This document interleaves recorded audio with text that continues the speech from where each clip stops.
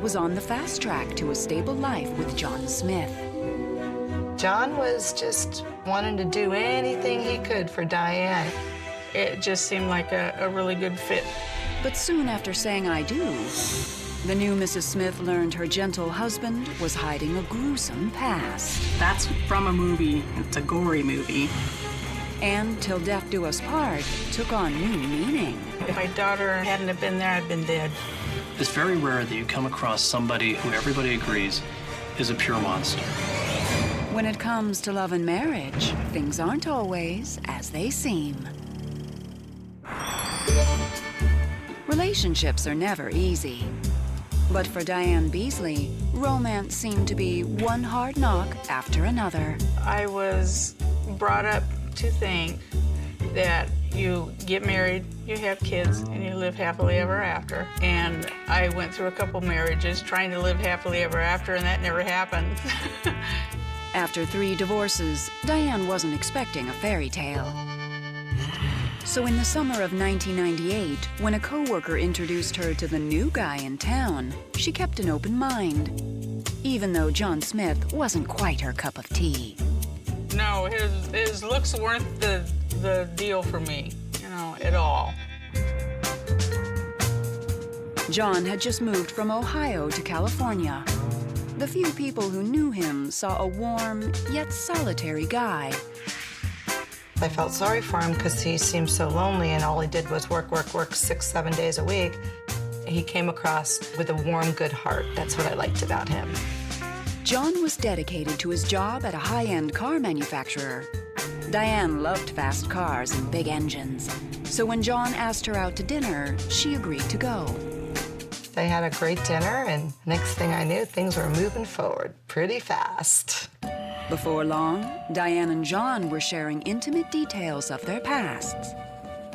A week and a half into it, I said, I'm divorced. I've been married a few times.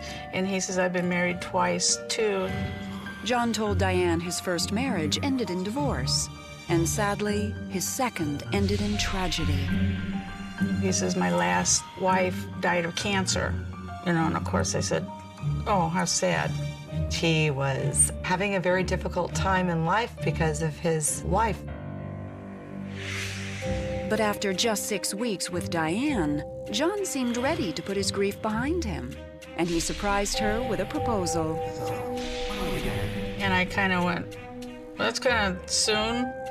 Diane was very candid about saying I wasn't attracted to him, but he could help me. He could settle down my life. He could give me something I don't have right now, so why not? That September, Diane married John Smith in front of an intimate group of friends and family. Diane looked absolutely stunning, and a lot of smiles that day. You could tell that they were one happy couple. I was going to do whatever I needed to do to make it last. It was a fresh start for the couple. But when Diane moved in with John, she realized that he hadn't entirely left his past behind him. When I moved in, he was already living there, and there was this huge picture of Fran on the wall. He said, do you want me to remove it? And I said, no, that's fine. I said, that's part of your past. And he said, thank you. And that was the end of it. And for a while, that was the end of it. This is a new beginning for me and John. But Diane's newlywed bliss would come to a screeching halt only 8 months later. The morning of May 5th, 1999, Diane was busy at her secretarial job when she had some surprise visitors. Half an hour after I sat down, these guys came in suits, which is very odd for where I work. Usually everybody's in jeans. And I said, may I help you? And they said, are you Diane Smith? I said, yes. The men were from the FBI, and they had a pointed question for Diane. They asked me what John had told me about Fran, and I said he told me that his wife died of cancer. And that's when the FBI dropped a bombshell. They told Diane that John's second wife, Fran, had not died of cancer. And his first marriage didn't end in a simple divorce. I was just absolutely flabbergasted. What really happened was far, far worse. I could not believe it. I did not believe it. How is he able to get away with so many horrible things for so many years?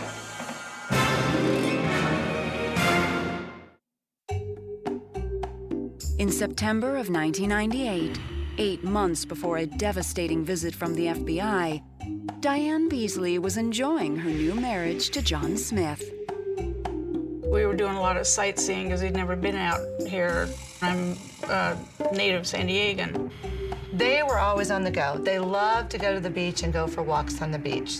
My life with John at that time was almost picture perfect. But for Diane, there was one thing that could make the picture even prettier: a bigger home. Luckily, money was no object for John. His family had real estate holdings, they had apartments. He'd never lacked for finances. Before long, the couple found a place they liked and applied for a lease. But soon after submitting the application, Diane got a disturbing phone call from an apartment manager. The apartment manager said, "You need to come here. I need to show you something." And I said, "What's the problem? Just tell me over the phone." And she said, "No, you need to see this." And I went, uh-oh. Diane raced to the rental office, and when she arrived, the apartment manager had a copy of John's credit report. The results were jaw-dropping. She showed me the credit report, which was 10 pages long of stuff that he hadn't paid. He had houses that he hadn't paid taxes on. They were in foreclosure. He had credit cards that he'd never paid. It was just terrible. By the time John got home from work that evening, Diane was beside herself. I said, "We can't even rent a place because of your credit." But John had an explanation. He claimed the troubled properties really belonged to a relative. He said, "I had to take him over and I couldn't afford him." John promised Diane he would fix everything. He said that he can buy a house outright with cash. And he said, we'll just do that, you know, while I get this credit of mine straightened out. I thought, okay, all right, we'll just have to stay in this little granny flat here for a little bit longer, and then we can go and buy a house outright. Over the next couple months, Diane focused on her new marriage. But she wasn't pleased when she noticed that John often seemed more interested in the computer than in her. He was always at that computer. Why can't he be doing it at work, which he had access to a computer? Even more worrisome was John's strange reaction when Diane interrupted his work. Whenever I would go up there looking for him, all of a sudden the computer went off. And I thought, that's kind of odd, you know? As the weeks went on, Diane couldn't help but notice how often John had to explain things away. Diane wondered if her new husband was hiding something, and she wasn't the only one.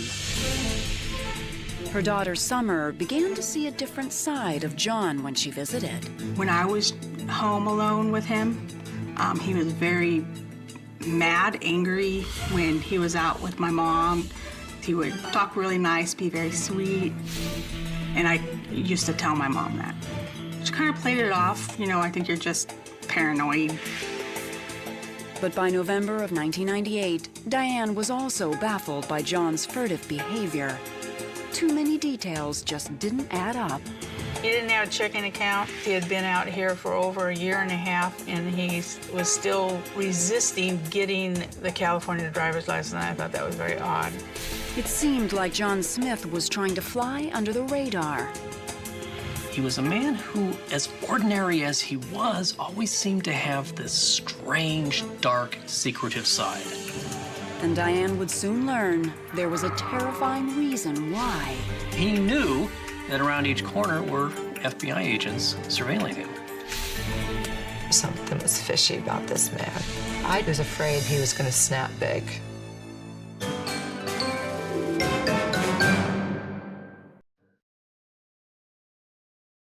By January of 1999, just 4 months into her marriage, Diane Beasley was certain that something was off with her new husband, John Smith.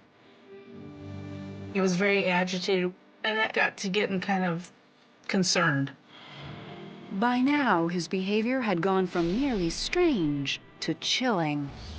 We were coming back from dinner, and I was in front of him in one of the cars, and he was behind me, and I could see him in my rearview mirror, banging on the steering wheel, talking to himself, screaming and yelling at himself, and I thought, who's this guy?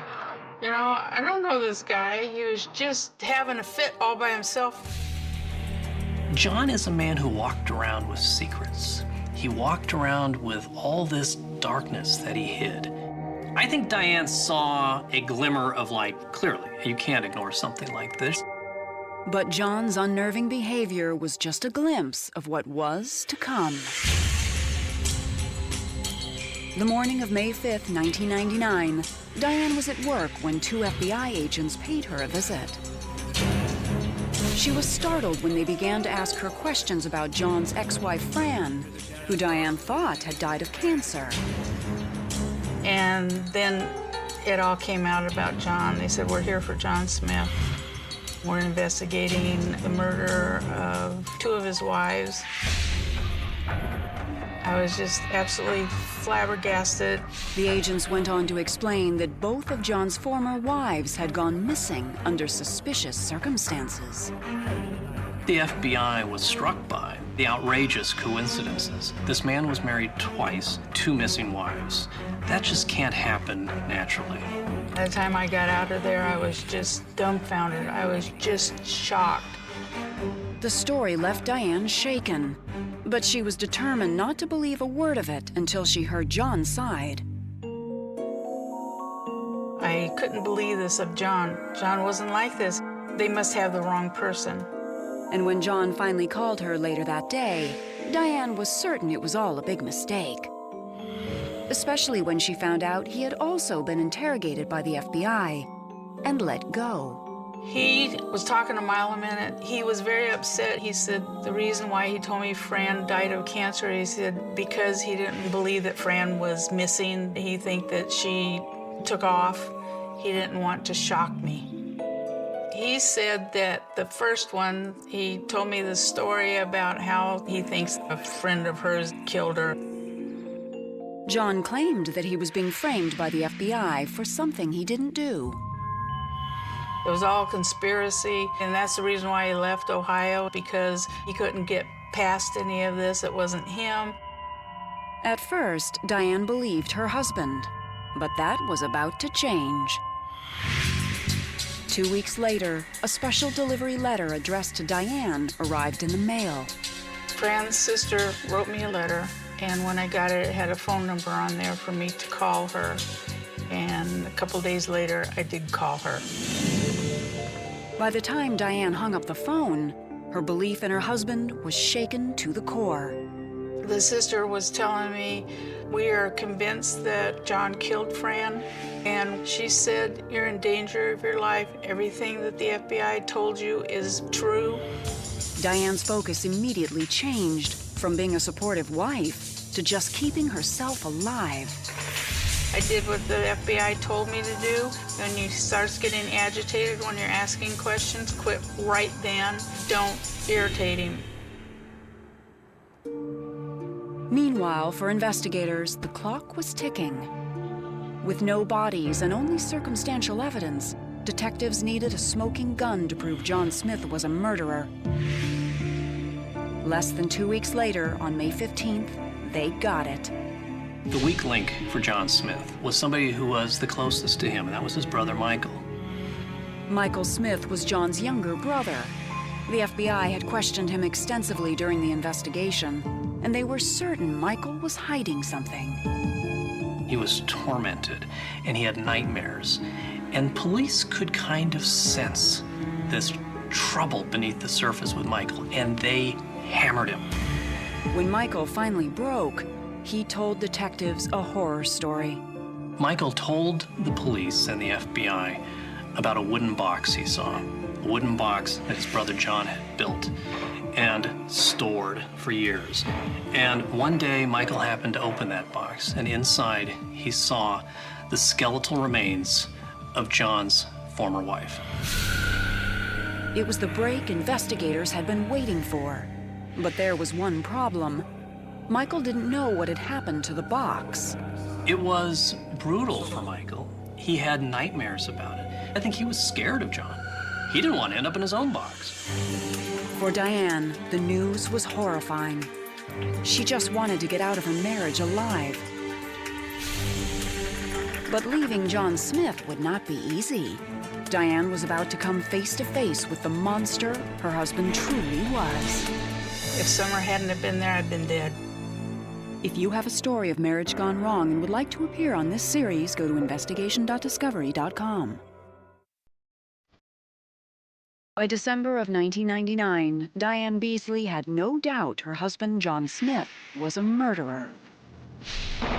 Real fear started to grip her. He's married 2 other women. One turned up dead in a box, the other one, we don't know where she is. As soon as they found out what kind of person he is, they would leave him, and then they would be gone. Determined not to be a third victim, Diane secretly went about getting her marriage annulled. On December 17th, John was served with papers. Anticipating the worst, Diane holed up in the apartment with her daughter, Summer. They changed the locks, hid the cars, and closed the blinds. And sure enough, John Smith arrived in a fury. Summer was peeking out. She goes, "Here he comes." He comes storming up, and it's like his face changed. "Mom," she says, "he looks like a monster coming up here." Diane immediately called 911. We heard him pounding on the windows. You could hear his body being thrown up against the door. And then you could hear the door frame cracking.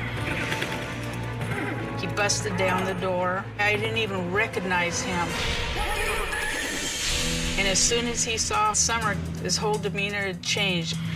"Baby, you don't need to do this. I don't want you to divorce me. I can explain everything." I knew right at that time, if Summer hadn't have been there, I'd been dead. Diane survived the encounter, and John soon left the apartment. Meanwhile, armed with a shocking confession from John's brother Michael, detectives were on the hunt for the body of John's first wife, Janice Hartman. In a desperate bid to try to find this body, the cops sent around a round of letters. And a policeman in Indiana was opening his mail one day and got this letter. Said, "Hey, did anybody find a body in a box?" The grim question rang a bell.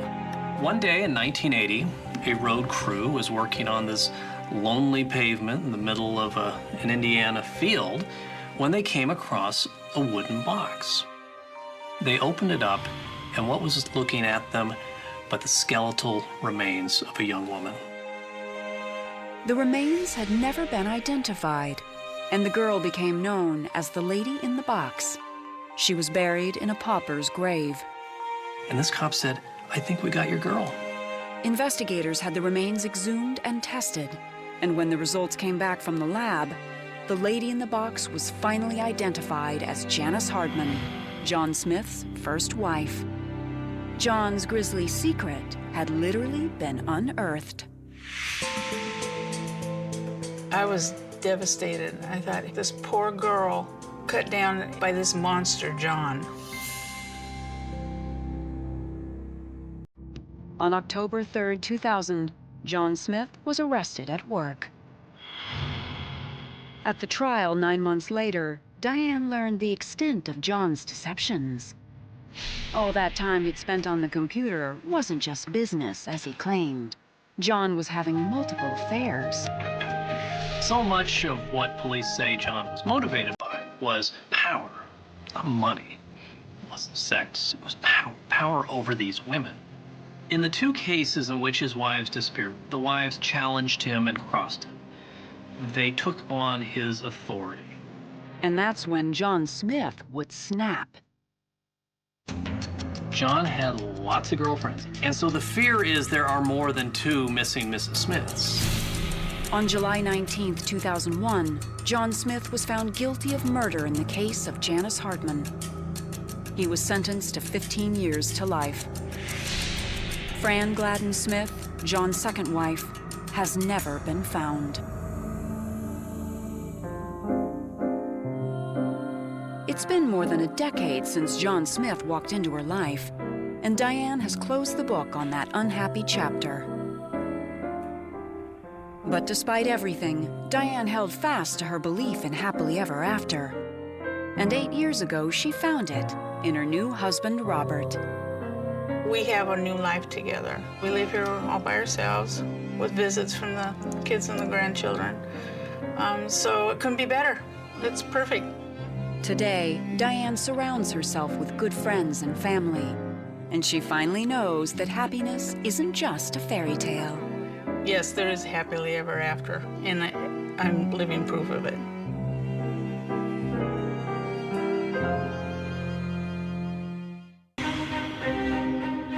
Carolyn and Billy Cox were living the American dream. 2 beautiful kids, a multi-million-dollar business, and plenty of wealth to spare. We were considered like almost the perfect couple, and we weren't too bad looking. But $15 million can't always buy a perfect marriage. When a husband went over the edge, You realize I didn't know the guy at all. There's something very sinister about Billy Cox. 43 years of devotion would end in a nightmare. That was the first time I really felt fear. When it comes to love and marriage, things aren't always as they seem. As a Missouri farmer's daughter, Carolyn Cox always knew the value of hard work in life and in love. I saw love and marriage as a commitment for life. It was a treasure that you protected at all costs. The day she first spotted 17-year-old Billy Joe Cox working on her father's farm, Carolyn thought she had found that treasure. I remember him walking up on the porch, and my mother answered the door, and he was so good looking. I think I fell in love with him immediately. Before long, the two began to date. Raised in a strict religious home, Billy treated Carolyn well, taking her out on Saturday nights. He was very shy, and when he did come to the school dances, he had never danced. He always had this very sweet smile with his lip curling up to the side, and everyone just really liked him a lot. Soon, the couple was thinking about a future together. He just seemed to be honest, gentle, loving, caring, and so what more could one ask? 3 years later, they made good on their promise and tied the knot in a traditional church ceremony. Carolyn was just 19. We were married on Easter Sunday, and it was a blizzard. And I remember in the receiving line, this lady shook my hand and she says, "I hope your married life is not as snowy as your wedding day." And I've never forgotten it. After the wedding, the young couple worked hard to get ahead. Billy joined the Air Force to earn money so they both could go to college. And soon they started a family. We had our goals that I think were aligned together, so I thought we were a very good match. 2 children later, Carolyn graduated and worked to help support them while Billy finished his PhD in botany. But as Billy's graduation day grew closer, Carolyn began to notice a change in her husband's behavior. Billy was seldom around. He was coming in late, a lot of nights drinking with friends. I don't know if he was feeling some pressures, but when Billy was under stress, he became very intolerant. He would belittle her, so the particular argument that she had was ridiculous. Sometimes you could hear things getting thrown and that type of thing. Billy's temper was troubling, and one night he suddenly became violent. I don't know what the argument was, but he hit me. He socked me. And I had this black eye. And I was thinking, how can this be?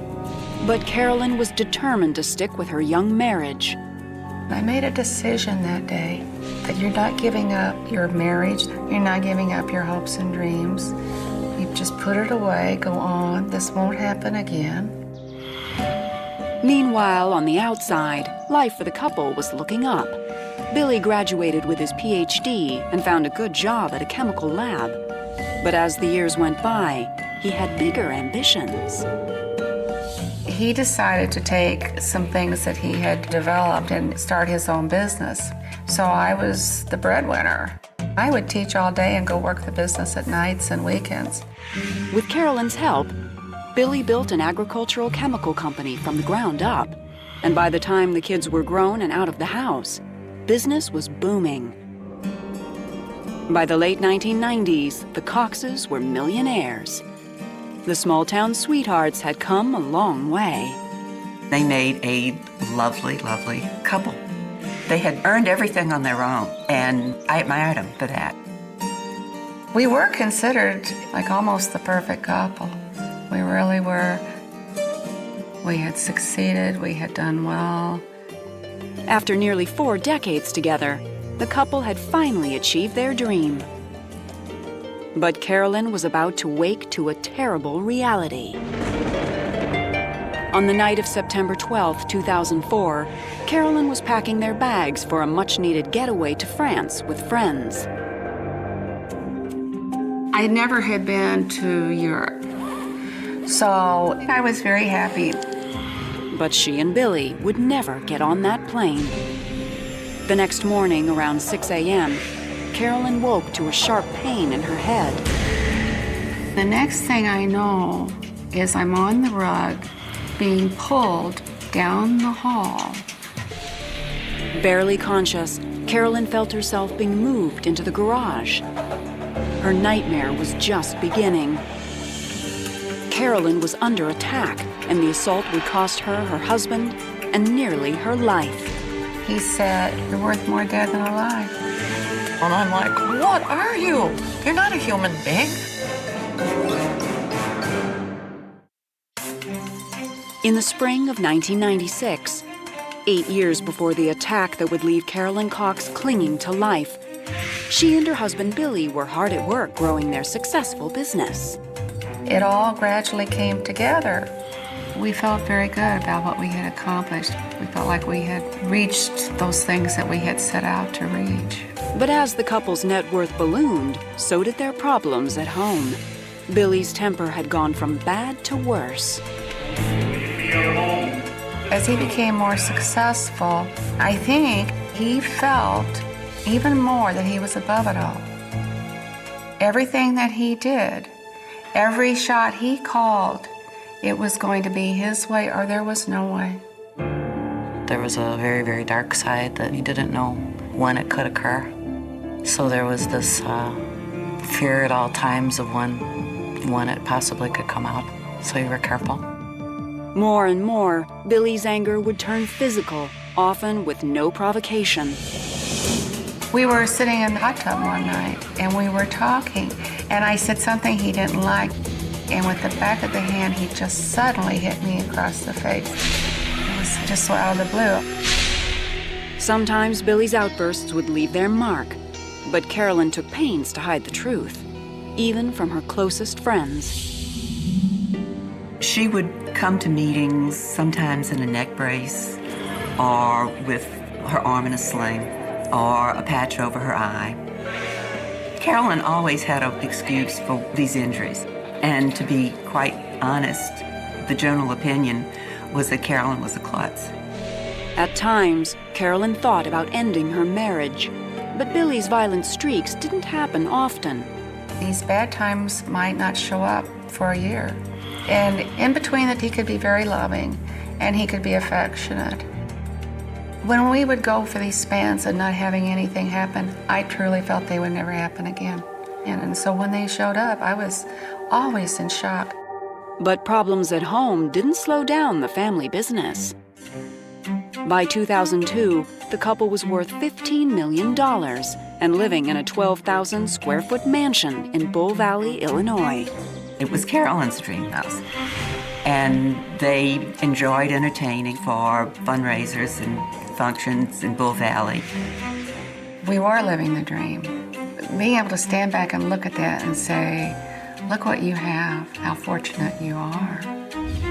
But it never seemed to be enough for Billy.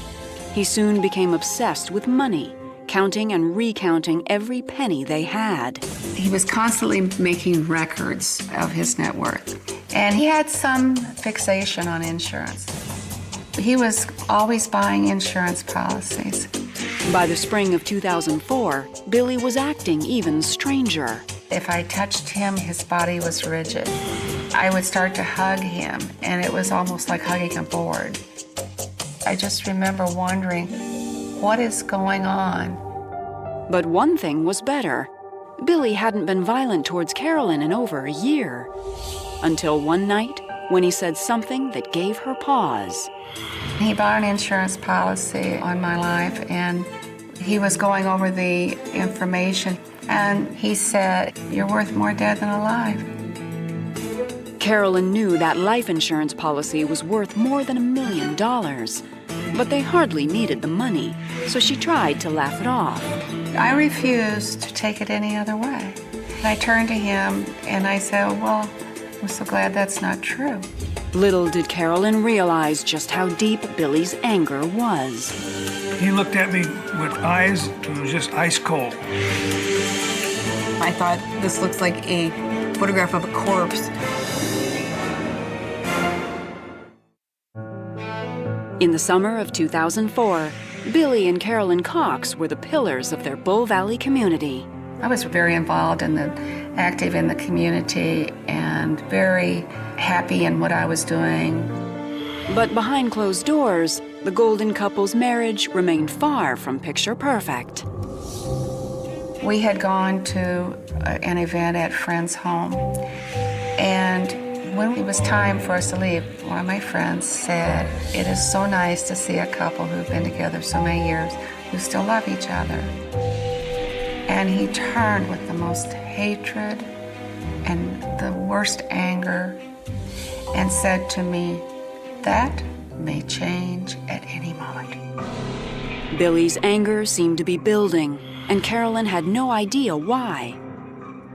So when good friends Beth and Jim Wester proposed a vacation in France, Carolyn was eager for a change of scenery. Billy's initial reaction to it was that we shouldn't go, and I said, "If we don't take advantage of this, I'm afraid we'll never do it." Then he seemed to be going along with it. But Billy and Carolyn would never board that plane. On the morning of September 13th, 2004, Carolyn awoke to a crushing pain in her head. Dazed, she had no idea what was happening. My first sense of something was my husband lifting me off the bed, and I reached for him.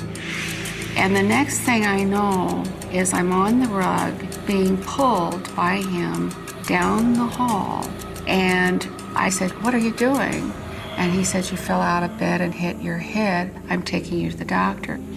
Billy dragged Carolyn down to the garage. He placed me right on the cold concrete floor out there.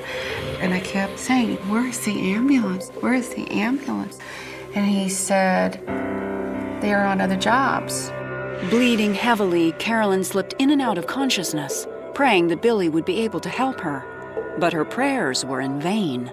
As I'm lying there with my eyes shut, all of a sudden, something hit me across the left side of my face. I said, "I think I'm dying." And he just stood there. He didn't do anything. He didn't say anything. Instead, Billy picked her up, dumped her into the back of his SUV, started it, and walked away. I'm in the car, and I'm realizing it's getting really hot. It's getting harder and harder to breathe. And I kept telling myself, "You'll die. You can't go to sleep. You have to do something." With her last ounce of strength, Carolyn managed to crawl to the garage door, only to find that it was locked. Then she knew her husband of 43 years wasn't going to help her. He was trying to kill her.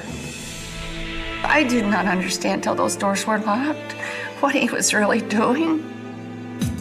Meanwhile, the Westers had been trying to reach them. They were scheduled to leave for the airport. I called him at 8:30 in the morning, but nobody answered. And I said, well, that's odd. But as the morning wore on and still no word from the Coxes, Jim began to worry. Around 10:30, I realized this is not right. This is not normal. Nobody would answer any of the phones. And then I kept thinking, their house is way off the road. What if something happened? I get a phone call from Bethwester, and she says, do you think maybe that we should call the police? Around 12:30 p.m., local police arrived at the house. He climbed through an open window and made a gruesome discovery. He literally encountered a bloodbath in the foyer. He entered into the garage. The garage was full of carbon monoxide, and it was very hot in there.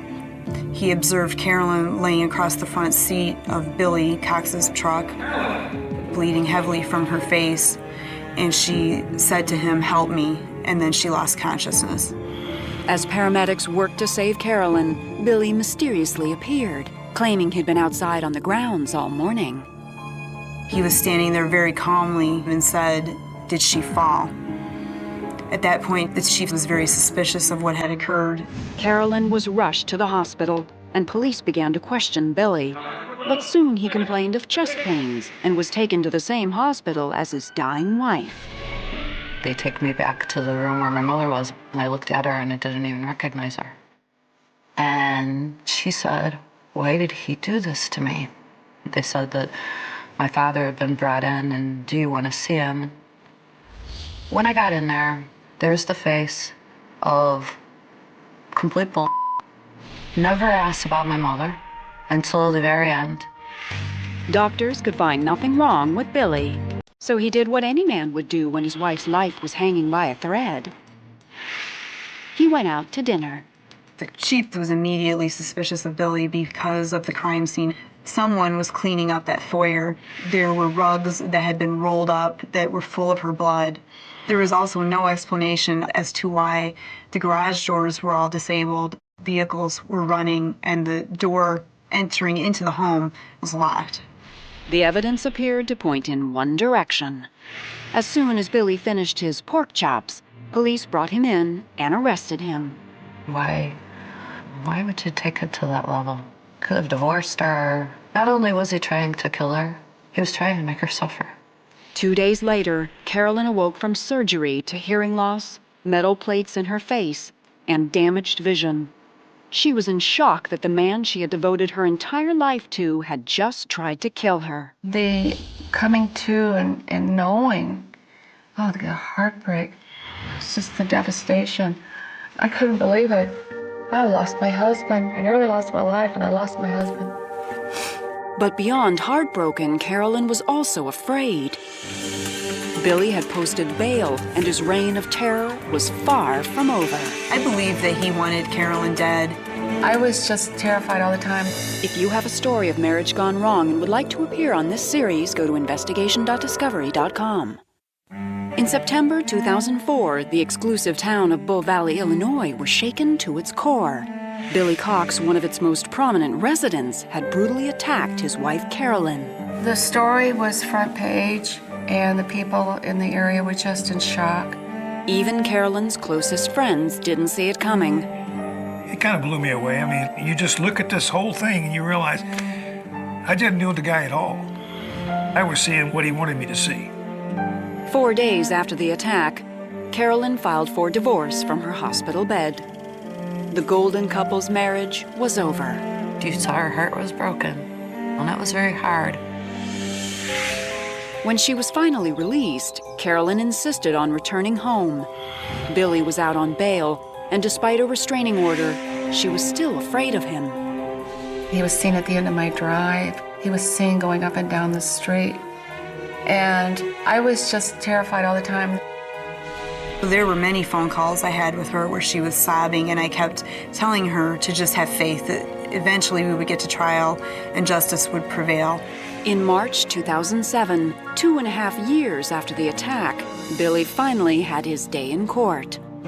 Billy's defense was that Carolyn decided to walk into the garage and climb up a ladder, and she fell backwards, and a board struck her on the front of her face. I had no doubt that Billy Cox was trying to kill Carolyn on that day. He tortured his wife for more than 6 hours that morning. On the stand, Billy denied everything. He has a very sinister side to him. He showed no empathy at all for Carolyn. The jury sided with Carolyn. On April 11, 2007, Billy Joe Cox was convicted of attempted murder. He was sentenced to 20 years in prison. To date, he has never admitted what he did to his wife that day, or why. I don't believe the initial attack was premeditated. Billy Cox had abused her throughout their 40-year marriage repeatedly. He hit her hard enough this time, though, that no one was going to believe that she fell. So he realized that he had to end her life in order to protect himself. Even behind bars, Billy's rage continued to burn. In 2009, he was investigated for allegedly trying to put a hit out on Carolyn. I was informed that he had been approaching another inmate, asking him to kill Carolyn. I know he has friends within the prison, so there is definitely fear that he can hurt me. 7 painful surgeries later, Carolyn's face has been repaired, and she's finally mending her heart. A year and a half after this happened to me, I met Dennis, who is my husband. He's a caregiver, a very loving man, and I'm very happy. It's wonderful to see my mom happily married.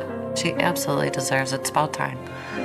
Today, Carolyn devotes her time to speaking on behalf of victims of domestic violence. There's this myth that happens to less educated people or poor people, but there are many people that are in a domestic violence situation that are just like me. Now, Carolyn knows that some marriages shouldn't last forever. But the sadness still lingers. It's tough to cope with the heartbreak. It's just, it's always going to be there. It gets better, but it'll always be there.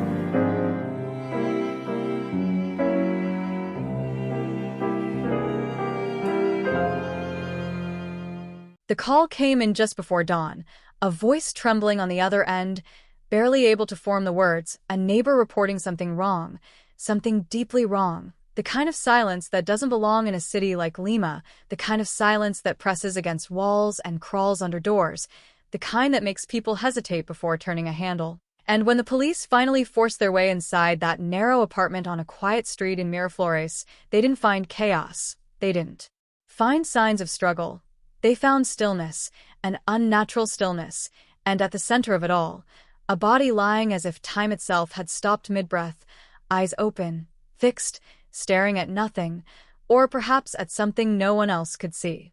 Her name was Valeria Cruz, 27 years old, a translator, known for her routines, known for her predictability, the kind of person who called her mother every night at exactly 9, the kind of person who never missed work, never missed a bill, never vanished without explanation, and yet there she was, lifeless, in a locked apartment, no forced entry, no broken windows, no sign that anyone had come or gone, and already the first whispers began to circulate through the building, through the street, through the entire district, a cold case in the making, a mystery sealed from the inside.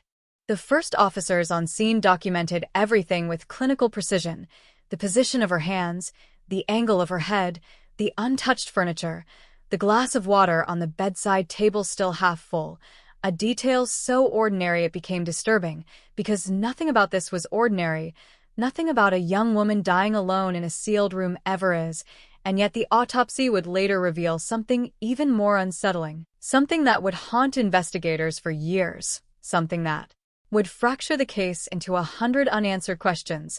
There was no clear cause of death. No wounds. No toxins. No trauma. Just a body that had simply stopped. And that's when the headlines began to form, sharp and relentless, cutting through the morning papers and evening broadcasts. Mysterious death in Lima apartment. No signs of entry. No cause of death. The kind of headline that refuses to fade. The kind that sticks in the public consciousness, growing heavier with every unanswered question, with every failed lead, with every passing day that stretches into weeks, into months, into years.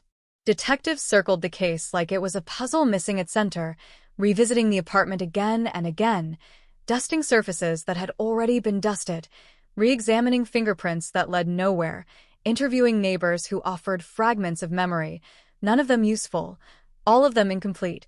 A man who thought he heard footsteps in the hallway late at night, a woman who recalled a shadow moving under the door. Details so vague they bordered on imagination, yet too eerie to ignore. Valeria's life was dissected next. Every email, every call, every contact pulled into the light. Her work colleagues described her as quiet but kind. Her friends insisted she had no enemies, no conflicts, no hidden life. But investigators have learned to distrust clean narratives because behind every perfect routine, there's always something waiting to be uncovered, something buried just beneath the surface. And so they dug deeper, tracing her recent activities, her last known movements, the final hours before everything went silent. She had returned home at 8:17 p.m., confirmed by security cameras in the lobby, alone, carrying a small bag of groceries. Nothing unusual, nothing alarming. She greeted the concierge, took the elevator, and that was the last time anyone saw her alive. No visitors recorded, no exits logged. The building system showed no anomalies, no malfunctions, just a perfect, uninterrupted record of absence, as if the world had simply stepped aside and left her alone with whatever came next. But something didn't add up, something small, almost insignificant, yet impossible to ignore once it was noticed. Her phone. It was found on the kitchen counter, powered off. Not dead, not out of battery, but deliberately turned off, a detail that clashed violently with everything known about her habits, because Valeria never turned off her phone, not at night, not ever. Her mother would later insist on that detail with a certainty that cut through the room, and suddenly the timeline shifted, because now there was a moment, a deliberate action, a point where something changed, where routine broke, where control slipped. Who turned off the phone? And why?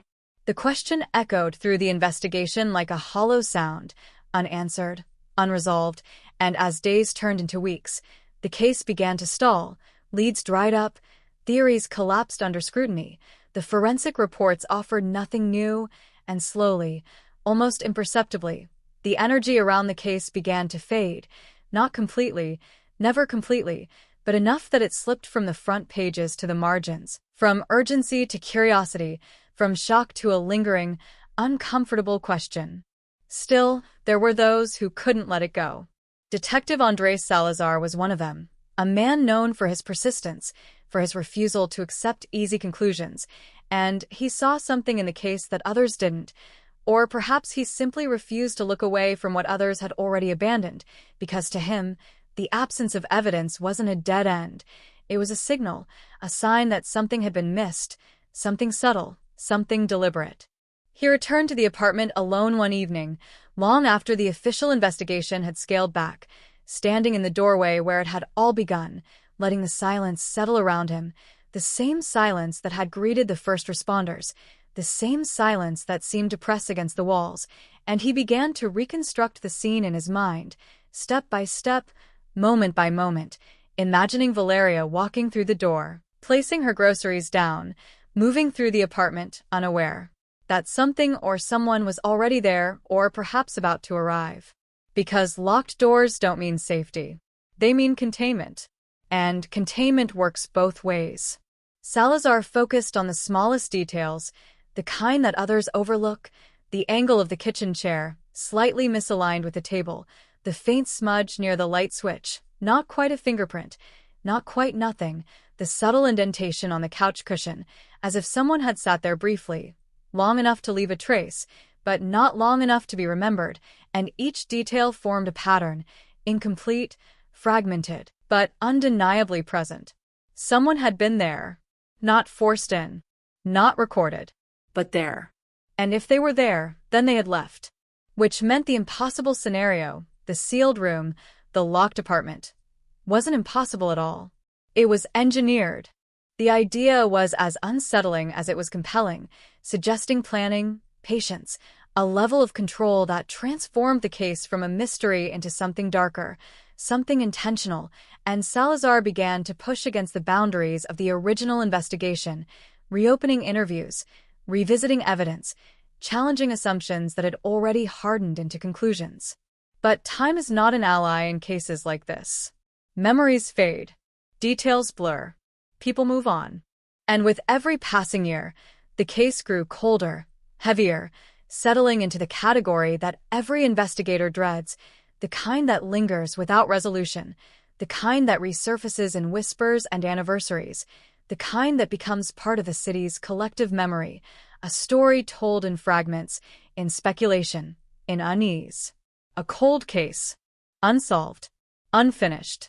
Yet beneath the surface, something remained, something unresolved, something waiting. Because cases like this don't disappear.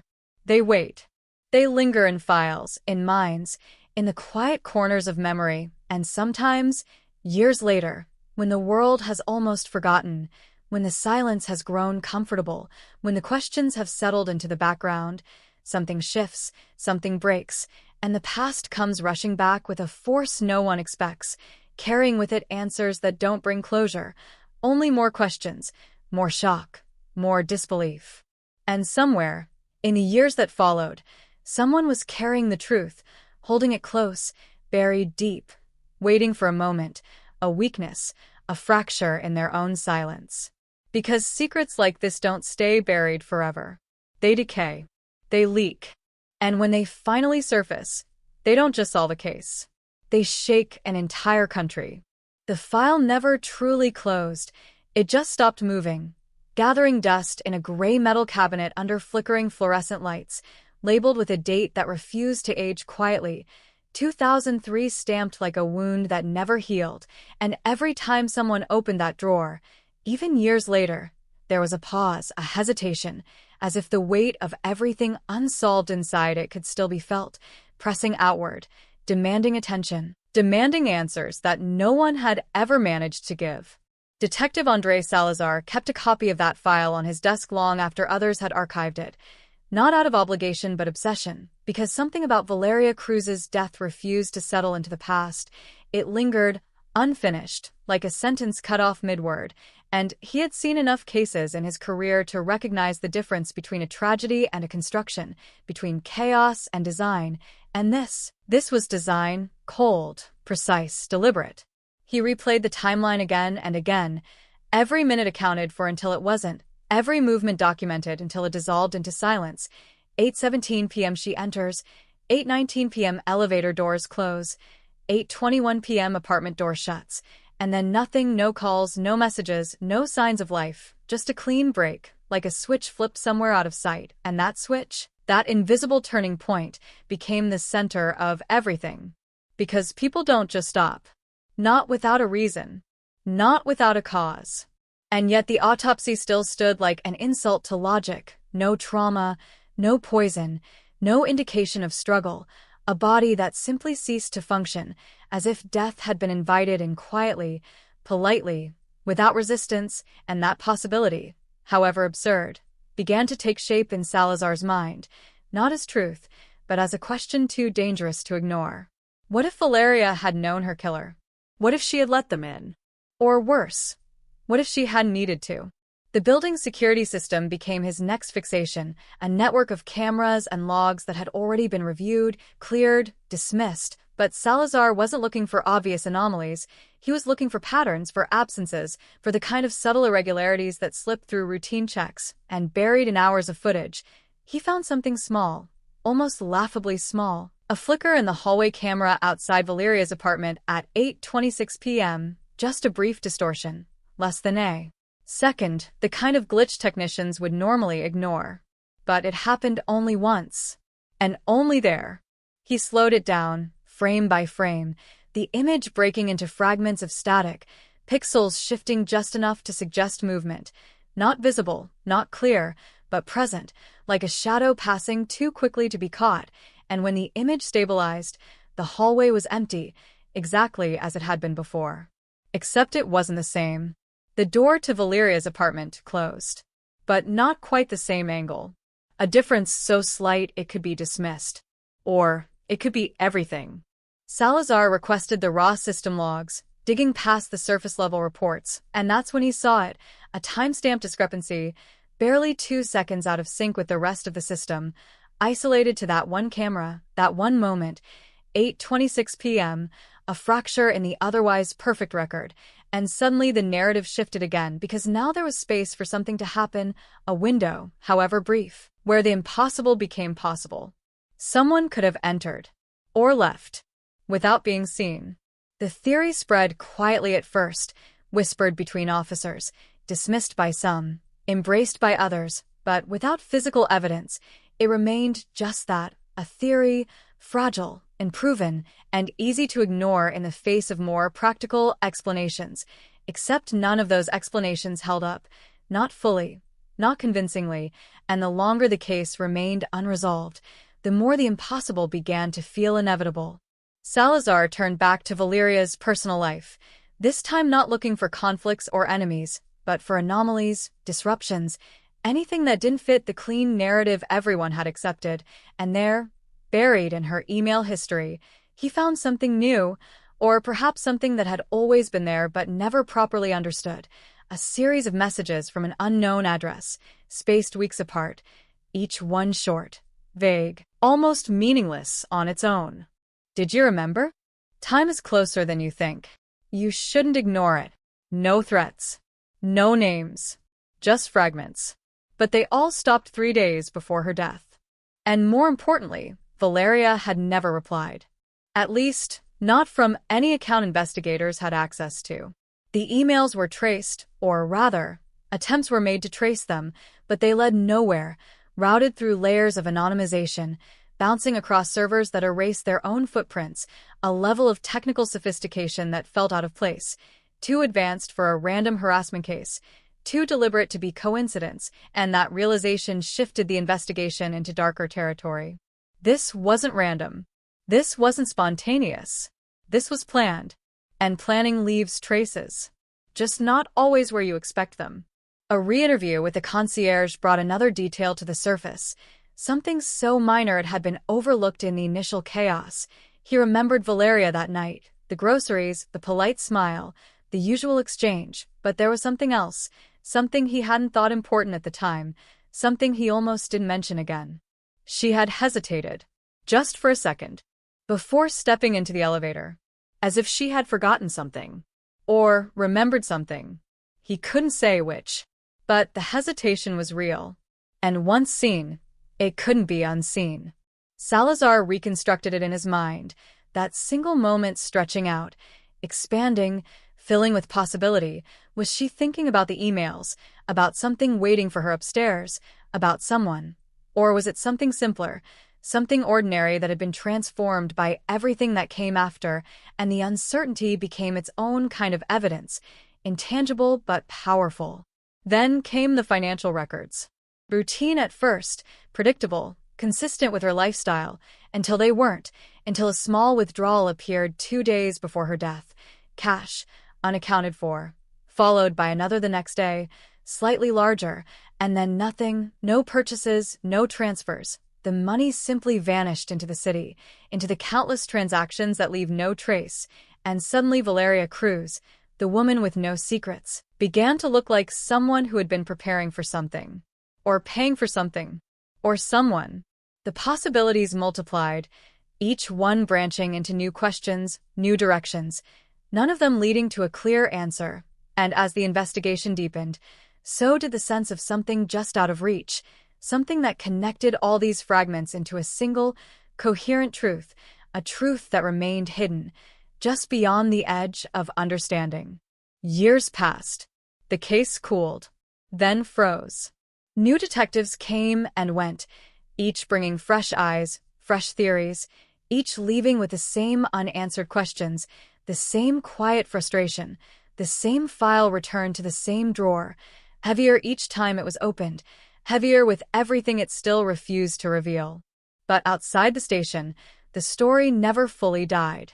It lingered in conversations, in late-night radio shows, in newspaper retrospectives that resurfaced on anniversaries, always with the same words: unsolved, mysterious, no closure, and with each retelling, the details blurred, distorted, reshaped by speculation, by fear, by the human need to fill in the gaps with something, anything, that made the unknown feel less absolute. Some said it was a lover. Others whispered about something darker, something organized, something that operated in silence and left no trace. And then there were those who believed the most unsettling version of all, that Valeria had known exactly what was coming and had done nothing to stop it. Salazar never accepted that. Not fully. Because in every version of the story, there was still that moment, that hesitation in the lobby, that flicker in the camera, that phone turned off by deliberate hands, and those weren't the actions of someone surrendering to fate. Those were actions within a sequence that had been interrupted, or completed, depending on how you looked at it. And somewhere within that sequence, there was a missing piece, something that tied the emails, the money, the timing, the silence into a single, undeniable reality. Something human. Something present. Something that had stood in that apartment with her. Something that had left without a trace. And for years, that something remained a shadow, undefined, unreachable, until the first crack appeared, not in the evidence, not in the file, but in a person, far removed from the original investigation, someone who had lived with the story not as a mystery, but as a memory, someone who had carried it quietly, carefully, for far too long. Because the truth doesn't disappear. It waits. And when it begins to surface, it doesn't come all at once. It starts with a fracture, a slip, a moment where silence fails. And in that moment, everything begins to change. The fracture didn't happen in a police station, not under interrogation lights, not in the controlled environment where truth is supposed to be extracted. It happened somewhere quieter, somewhere ordinary, the kind of place where people believe they're safe from consequences, where the past feels distant enough to ignore, a late-night conversation, alcohol loosening restraint, words slipping out not as a confession, not yet, but as something closer to relief, a release of pressure built over years of silence, and the person who heard it didn't understand at first, didn't grasp the weight of what had just been said, because it wasn't framed as a crime. It wasn't delivered with urgency. It was almost casual. Almost. I was there. 3 words. Soft. Barely audible over the noise of the room. But once spoken, they couldn't be taken back. The man who said them, his name would come later, long after this moment had already begun to ripple outward, sat still after, as if realizing too late what had slipped through, his expression tightening, eyes shifting, searching for a reaction, for doubt, for dismissal, anything that would allow the words to dissolve into misunderstanding, into something harmless. But the silence that followed was different, heavy, expectant, the kind of silence that demands clarification. There, the listener asked, confused at first, then sharper, more focused, where? A pause. Too long, too deliberate. And then, quieter than before, almost swallowed by the moment itself. In the apartment, the air changed. Subtly but unmistakably. Because in Lima, in 2003, there was only one apartment that still carried that kind of weight. Only one place that could transform a vague statement into something charged, something dangerous, and even years later, even after headlines had faded and the case had slipped into the background of public memory, the mention of it was enough to trigger recognition, enough to pull the past forward into the present with sudden, violent clarity. Valeria Cruz. The unsolved death. The sealed room. The silence. At first, it sounded like a story, the kind people tell to impress, to provoke, to insert themselves into something larger than their own lives. But there was something wrong with the way he said it, something that didn't fit performance or exaggeration.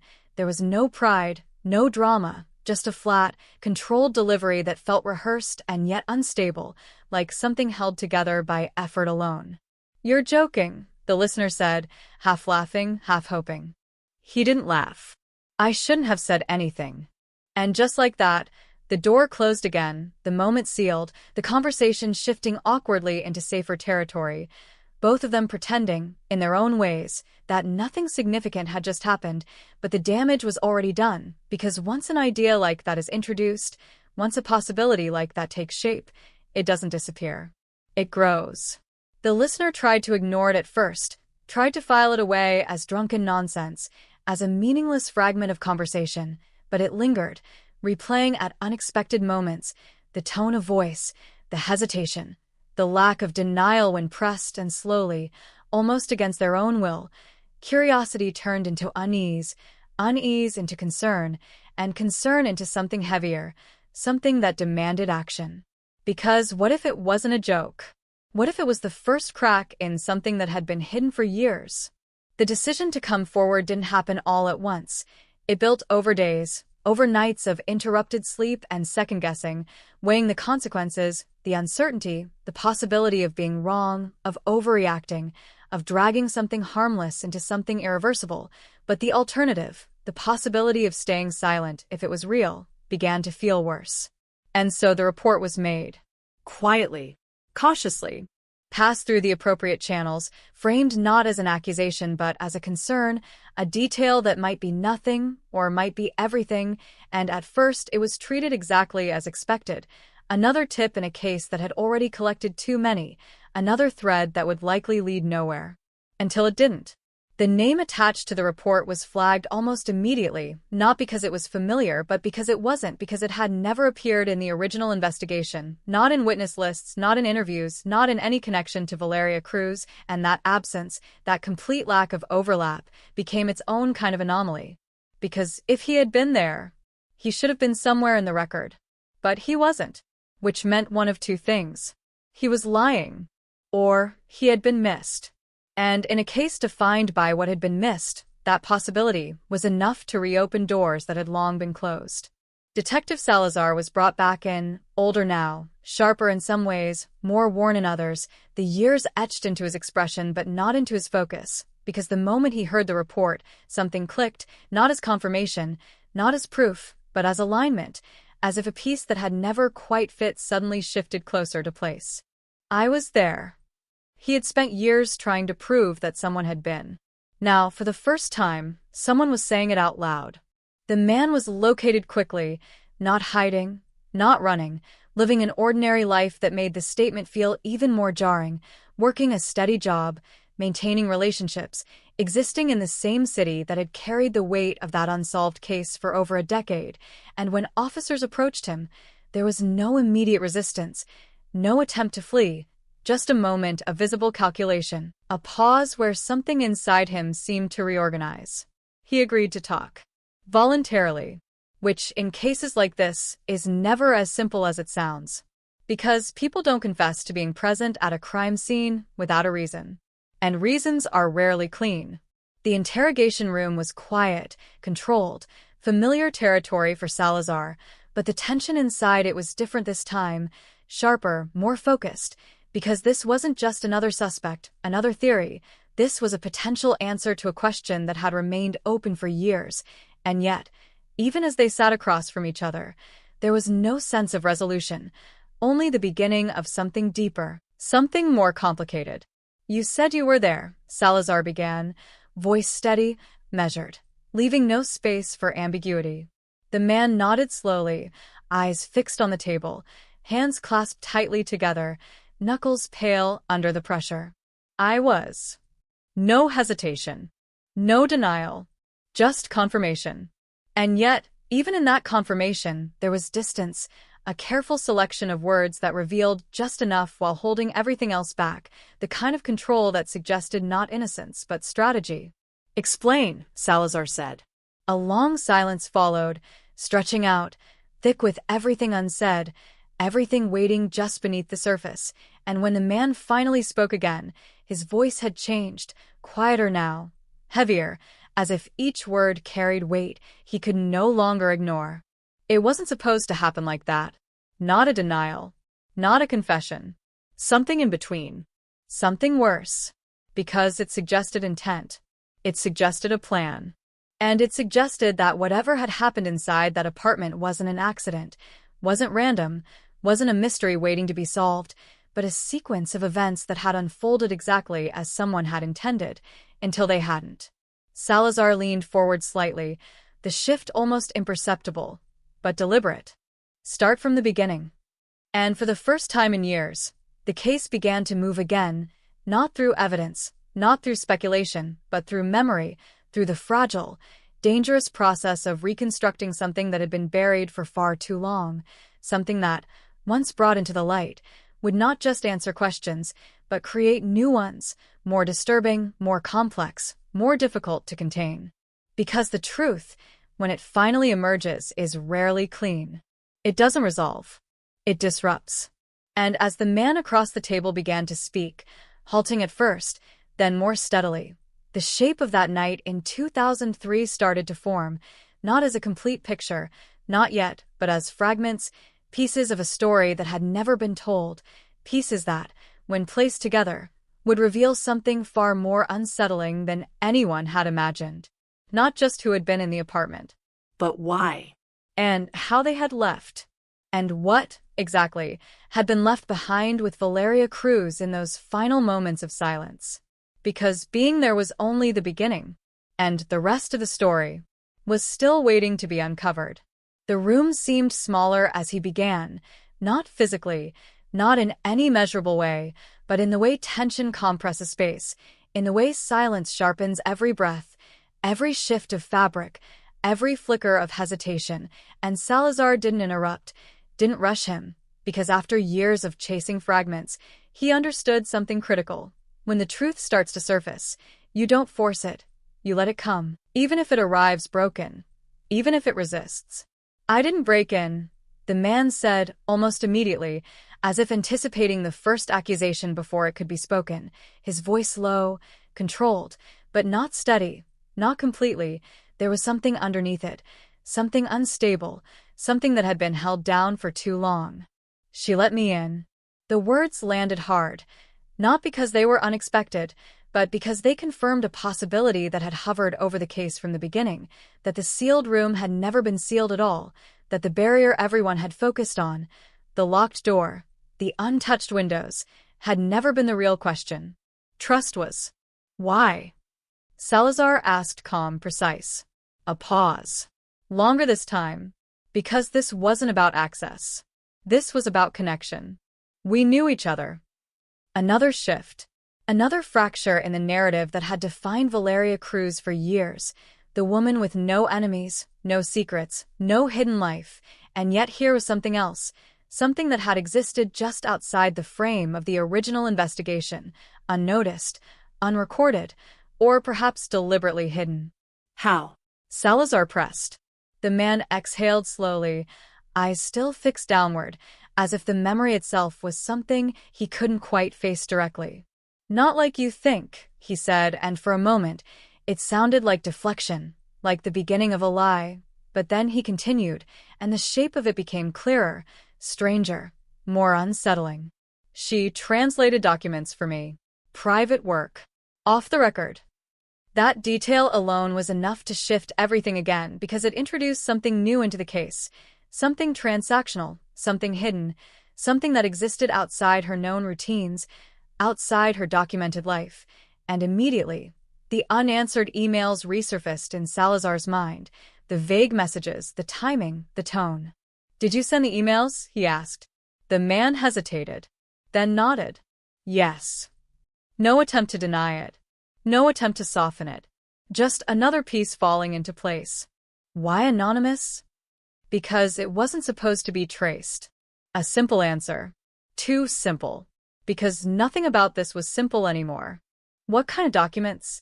Salazar asked, and this time, there was a shift in the man's posture, a tightening, a subtle resistance, the first real sign that they were approaching something deeper, something more dangerous. "Legal," he said quickly. Too quickly. Salazar didn't respond right away, letting the silence stretch, letting the weight of that answer settle, because he had heard that tone before, the tone of someone offering a partial truth, something technically correct but fundamentally incomplete. Be specific. Another pause. Another internal calculation. Contracts. Translations for clients who didn't want official records. There it was again. Careful. Measured. Still holding something back. And Valeria agreed to this? Salazar asked. Yes. Willingly. A flicker of something crossed his face. Guilt. Or something close to it. At first, the words lingered, At first. Meaning something had changed. Something had gone wrong. What changed? Salazar asked, his voice still steady, but sharper now, closing in. The man swallowed, his hands tightening further, the pressure visible now, no longer hidden beneath control. She started asking questions. And just like that, the dynamic shifted again, from a simple transactional relationship to something more volatile, something unstable, because questions disrupt systems, they expose cracks, they force things into the open that are meant to stay hidden. What kind of questions? Salazar continued. About the clients, about the content, about why it couldn't be official. And your answers? I told her it wasn't her concern. A familiar line, a controlling line, a line that rarely ends well. But she didn't accept that, Salazar said, not as a question, but as a conclusion. No, the man admitted, and now the tension in his voice was undeniable, the control slipping, just slightly, just enough to reveal the pressure underneath. She said she was going to stop. Another turning point. Another moment where the sequence begins to take shape. When? Salazar asked. A few days before that night. Before her death. The timeline tightening. The pressure building. And the money? Salazar asked, shifting direction slightly, connecting threads that had been separate for years. The man's head lifted just a fraction, not fully, but enough to register the question. I paid her. In cash. Yes. For what? Her silence. There it was. Not just a transaction. A warning. A containment. Something had been at risk of being exposed. Something significant enough to require not just payment, but control. And when control begins to fail, escalation follows. Did it work? Salazar asked quietly. The man shook his head. No. A single word. Heavy. Final. Because that meant everything that followed was no longer about negotiation. It was about consequence. What happened that night? Salazar asked, and now the room seemed to tighten again, the air heavier, the moment narrowing down to the question that had remained unanswered for years. The man closed his eyes briefly, not in resistance, but in recollection, as if replaying something he had tried, unsuccessfully, to forget. I want to talk to her. About what? About ending it. Cleanly. Ending what? The work. The connection. Everything. And she agreed? A pause. Shorter this time. No. Of course she didn't. Because if she had, there would be no case. No mystery. No body. She said she was going to report it, he continued, his voice quieter now, the edges of control wearing down. To who? Salazar asked. The authorities. Anyone.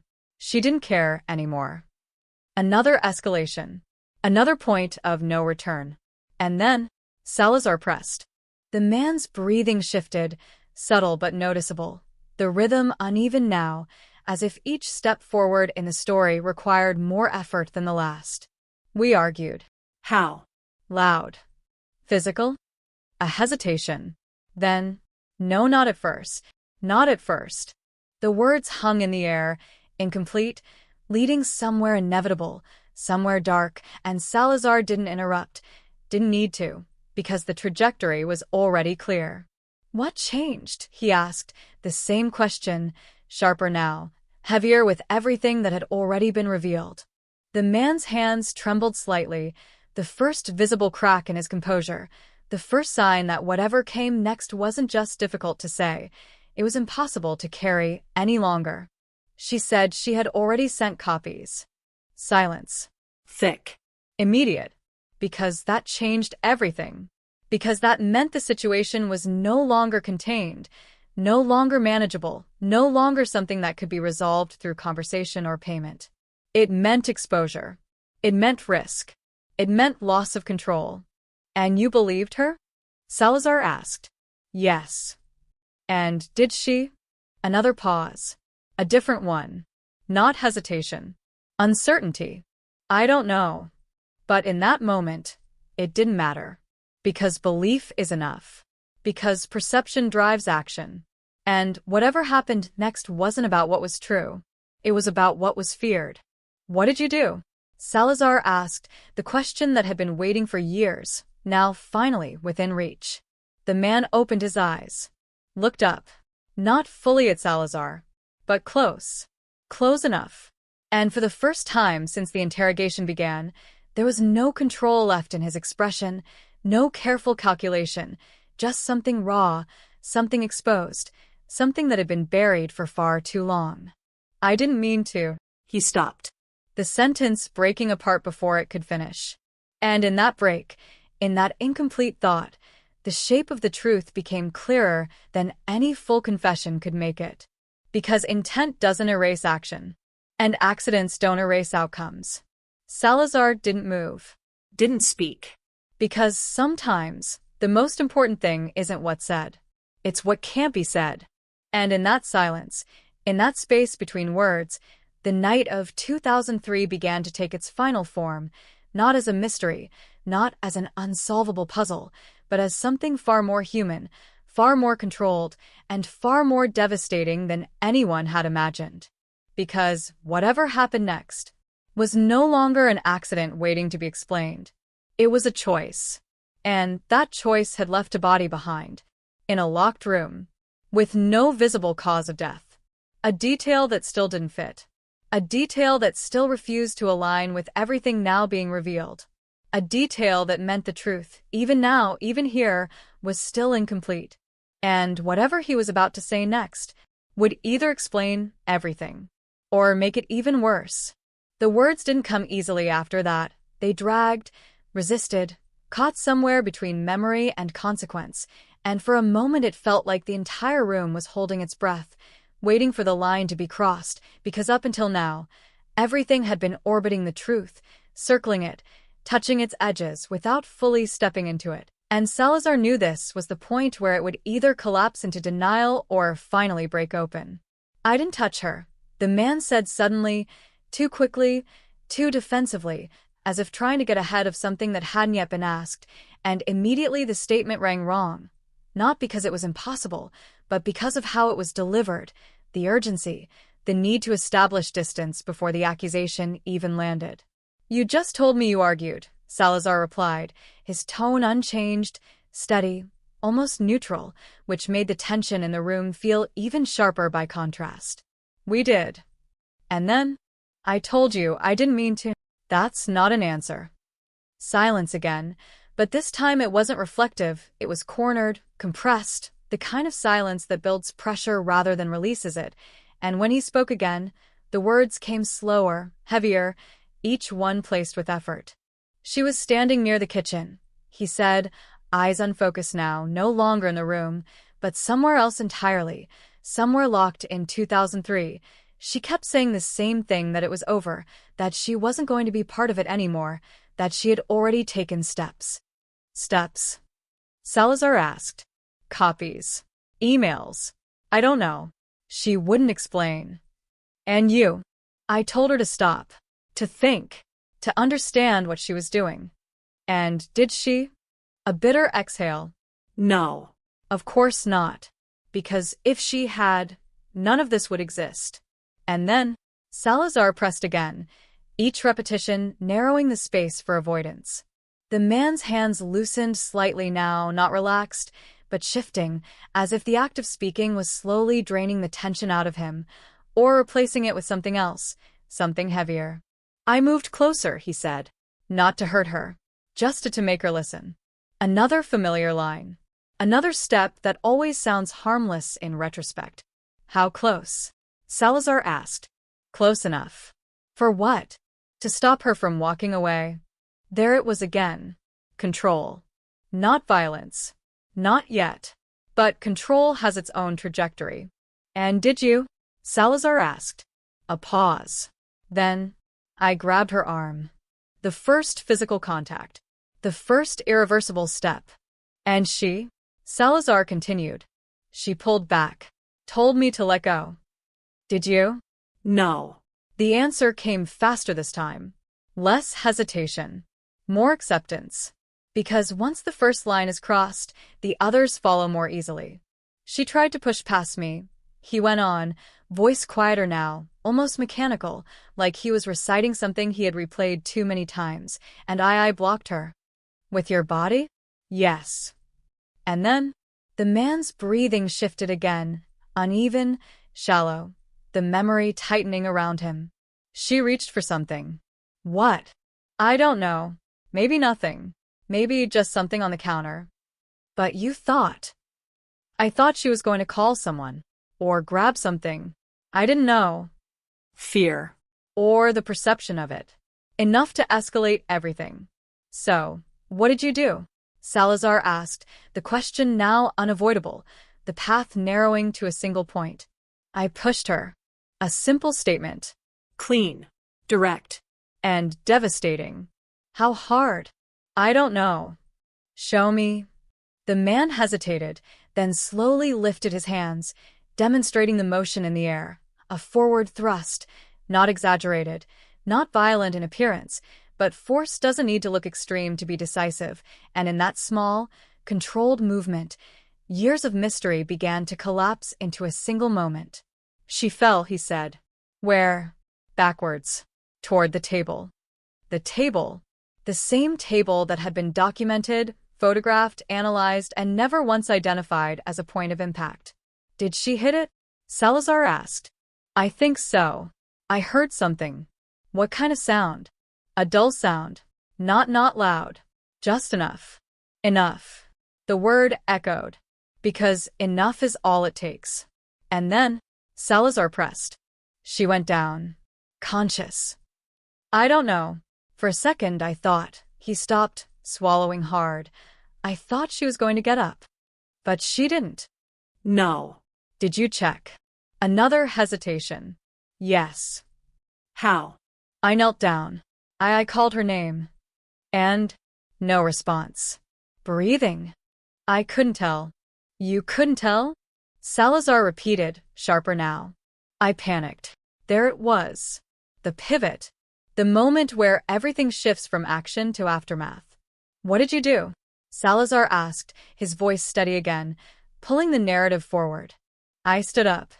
I didn't know what to do. You didn't call for help. It wasn't a question. No. Why? I thought she was dead. And that made you leave? Yes. The logic was brutal. Immediate. Self-preserving. You just left her there, Salazar said. Another pause. Longer. He nodded. Yes. The word barely audible. But it landed heavier than anything before it. And the phone? Salazar asked, shifting to the detail that had haunted the case for years. The man's eyes flickered, just for a second. I turned it off. Why? I didn't want anyone to call. I didn't want anything to interrupt. Interrupt what? The escape. The delay. The illusion of control. And the door. Salazar continued. I locked it. From the inside? Yes. How did you leave? Another pause. But this one was different. This one carried something new.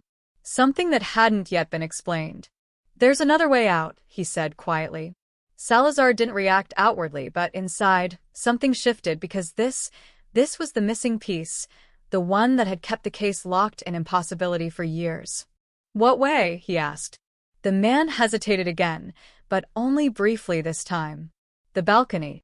Salazar's mind moved quickly now, reconstructing, reevaluating, pulling old reports into new alignment. 4th floor, he said. Yes. That's not a way out. There's a maintenance ladder, the man replied, hidden behind the side wall. It's not visible unless you know where to look. And just like that, the sealed room wasn't sealed anymore. It never had been. Who knew about it? Salazar asked. I did. How? I'd been there before. Before. Not just that night. A pattern. A history. And Valeria? She didn't know. Another imbalance. Another advantage. You used it to leave. Yes. After pushing her. After turning off the phone. After locking the door. Yes. The sequence complete. The impossible explained. Almost. Because one piece still didn't fit. One detail still resisted everything now being said. She had no visible injuries, Salazar said, his voice quieter now, but sharper, cutting through everything that had just been revealed. The man froze. Just slightly. But enough. The autopsy found nothing, Salazar continued. No trauma. No cause of death. So tell me, he leaned forward now, just enough to close the distance, to make the question unavoidable. How does a push like that kill someone without leaving a trace? The silence that followed was different from all the others. Not hesitation. Not fear. Something closer to realization. As if the man himself was confronting that gap for the first time, not as a memory but as a contradiction. I don't know, he said finally, but this time the uncertainty felt real, not constructed, not controlled. I thought she hit her head. But there was no injury, Salazar said. I heard it. That doesn't make it real. The man's breathing quickened, the cracks widening now, the structure of his narrative beginning to strain under the weight of that single, unresolved fact. Then I don't know, he repeated, louder this time, more desperate. I don't know what happened after that. And there it was. The truth. Or part of it. Because everything up to that point explained the presence, the argument, the fall, the escape. But it didn't explain the death. Not fully. Not cleanly. Not in a way that closed the case. Because if he was telling the truth, then Valeria Cruz didn't die from the push. She died from something else. Something that happened after. Something he either didn't see, didn't understand, or refused to remember. And suddenly, the case that had just begun to resolve opened again, whiter, darker, more disturbing than before. Because now there were two possibilities. Either he was lying, or he had left something behind in that apartment. Something that finished what he started. And that possibility was far worse than anything they had uncovered so far. The room didn't release its grip after that answer. It tightened, sharper now, more focused, because what had just unfolded wasn't resolution, it was disruption. A partial truth colliding with a missing cause. A confession that explained presence but not death, action but not outcome. And for Salazar, that was worse than silence, because silence can be filled, but contradiction fractures everything. You're telling me you pushed her, Salazar said slowly, each word placed with deliberate precision. She fell. You thought she hit something, you panicked. You turned off her phone, locked the door, and left. Yes. And you're also telling me that whatever killed her. I don't know what killed her. The man cut in, quicker this time, defensive again, the controls slipping in uneven bursts. Salazar didn't raise his voice, didn't need to. The pressure was already there, building, closing in. Then something doesn't match, he said, calm, almost quiet, which made it heavier. Because the body we found didn't show what you're describing. I'm telling you what happened. You're telling me what you remember, Salazar corrected. That's not the same thing. The distinction landed harder than any accusation, because memory is fragile, unreliable, and when it's been buried under years of silence, guilt, and self-preservation, it doesn't just fade, it changes. The man shook his head, not in denial, but in frustration, as if the gap between what he knew and what he could prove was closing in on him from both sides. I didn't kill her, he said. A statement. Not a fact. Not yet. You were the last person to see her alive, Salazar replied. I thought she was already. You thought, Salazar repeated, cutting through it again, pulling him back to the center, to what could be confirmed, what could be held. Not what you know. Silence. Then quieter. I didn't stay. And that was the problem. Because everything that mattered might have happened after he left. Or because of how he left. Salazar leaned back slightly, not disengaging, but shifting perspective because the case was changing shape again, moving away from a single act of violence towards something more complex, something layered, and that meant going back. Not just through the man's memory, but through the evidence, the details that had been documented years ago, the ones that hadn't made sense then and still didn't now. The body was found in the bedroom, Salazar said. The man looked up, confusion flickering across his face. No, he said. She fell in the kitchen. I know. Then how? Exactly. How? That single inconsistency hung in the air like a fault line, splitting the narrative into two incompatible versions of the same night, because if she fell in the kitchen, unconscious, possibly dead, then she should have been found there, not repositioned, not moved, not arranged in a way that suggested stillness rather than impact. Did you move her? Salazar asked. No. Did you go into the bedroom at all? No. Are you sure? Yes. The answer came fast. Too fast. But not necessarily false. Just rigid. Locked. And you didn't hear anything after you left? Salazar continued. No. No movement. No sounds. Nothing. I told you I left. The repetition again. A boundary. A refusal to go further. Or an inability. Salazar let it sit for a moment, then shifted direction again, because sometimes the truth doesn't come from pushing forward, it comes from circling back, from approaching the same point from a different angle. The latter, he said. You said you used it before. Yes. How many times? A few. For what? To come and go without being seen. By her? Yes. So this wasn't the first time you entered that apartment without using the door. A pause. Then, no. Another crack. Another hidden layer revealed. And she didn't know? Salazar asked. No. Not even once? I was careful. Careful. The word carried weight, not just of secrecy, but of pattern, of repetition, of something that had existed long before that final night, something that changed the entire dynamic of what had happened. Because if he had been there before, without her knowledge, then the apartment had never been a secure space. Not really. Why? Salazar asked. Why what? Why come in without her knowing?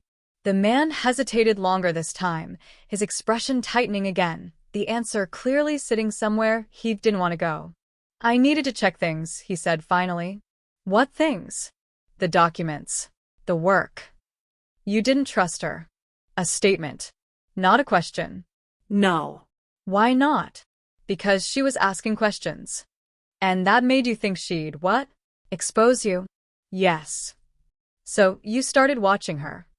Another pause. Then, yes. The word landed heavily, shifting the tone of everything that had come before it, because now this wasn't just about a confrontation that escalated, it was about surveillance, about intrusion, about a presence that had existed in that apartment even when she believed she was alone. And that night, Salazar asked quietly, had you already been inside before she came home? The man didn't answer immediately. His silence said enough. Answer me. Yes. The room seemed to drop a degree colder, because that changed everything. You were already there when she walked in. Yes. Where? In the living room. Hidden. Yes. For how long? I don't know.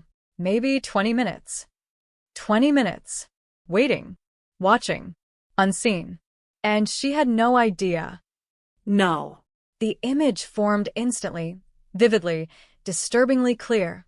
Valeria entering her apartment, placing her groceries down, moving through her space, completely unaware that someone was already inside, already observing, already deciding what would happen next. You plan the conversation, Salazar said. I plan to talk to her. From inside her apartment, without her knowing you were there. A pause. Then, yes. The truth, now undeniable. Premeditation. Control. Presence before contact. And when did you reveal yourself? Salazar asked. After she went into the kitchen. Why then? I don't know. It just felt like the moment. The answer was weak. Incomplete. But the action was clear. And she reacted how? She was scared. Of course she was.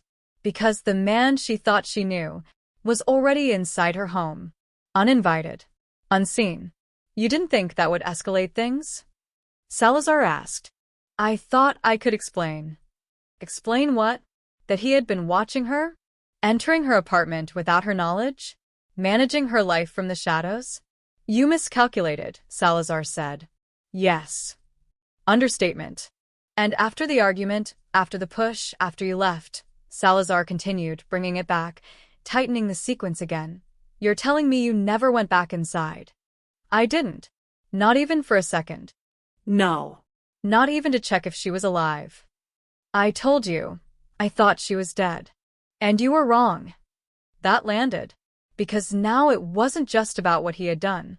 It was about what he had assumed. What he had left behind. Because if she wasn't dead when he left, then something else happened. Something in that gap. Something in the silence between his departure and the discovery of the body. Then someone else came in, the man said suddenly, almost grasping at it, almost needing it to be true. Through a locked door? Salazar asked. The latter. You said she didn't know about it. A pause. Then, I don't know. And there it was again. The collapse. Because every attempt to push the responsibility outward ran into the same wall, the same closed system, the same controlled environment that had defined the case from the beginning. No forced entry. No recorded visitors. No evidence of anyone else. Just him. And her. And a gap that refused to be filled. Salazar leaned forward slightly again, his voice quieter now, but more precise, cutting through the confusion. What if she didn't die immediately, he said. The man looked up. What if she got up? Salazar continued, disoriented, injured in a way you didn't notice. What if she moved? To the bedroom? The man asked, uncertainty creeping into his voice. It's possible. But the autopsy didn't find trauma, Salazar finished. But that doesn't mean nothing happened.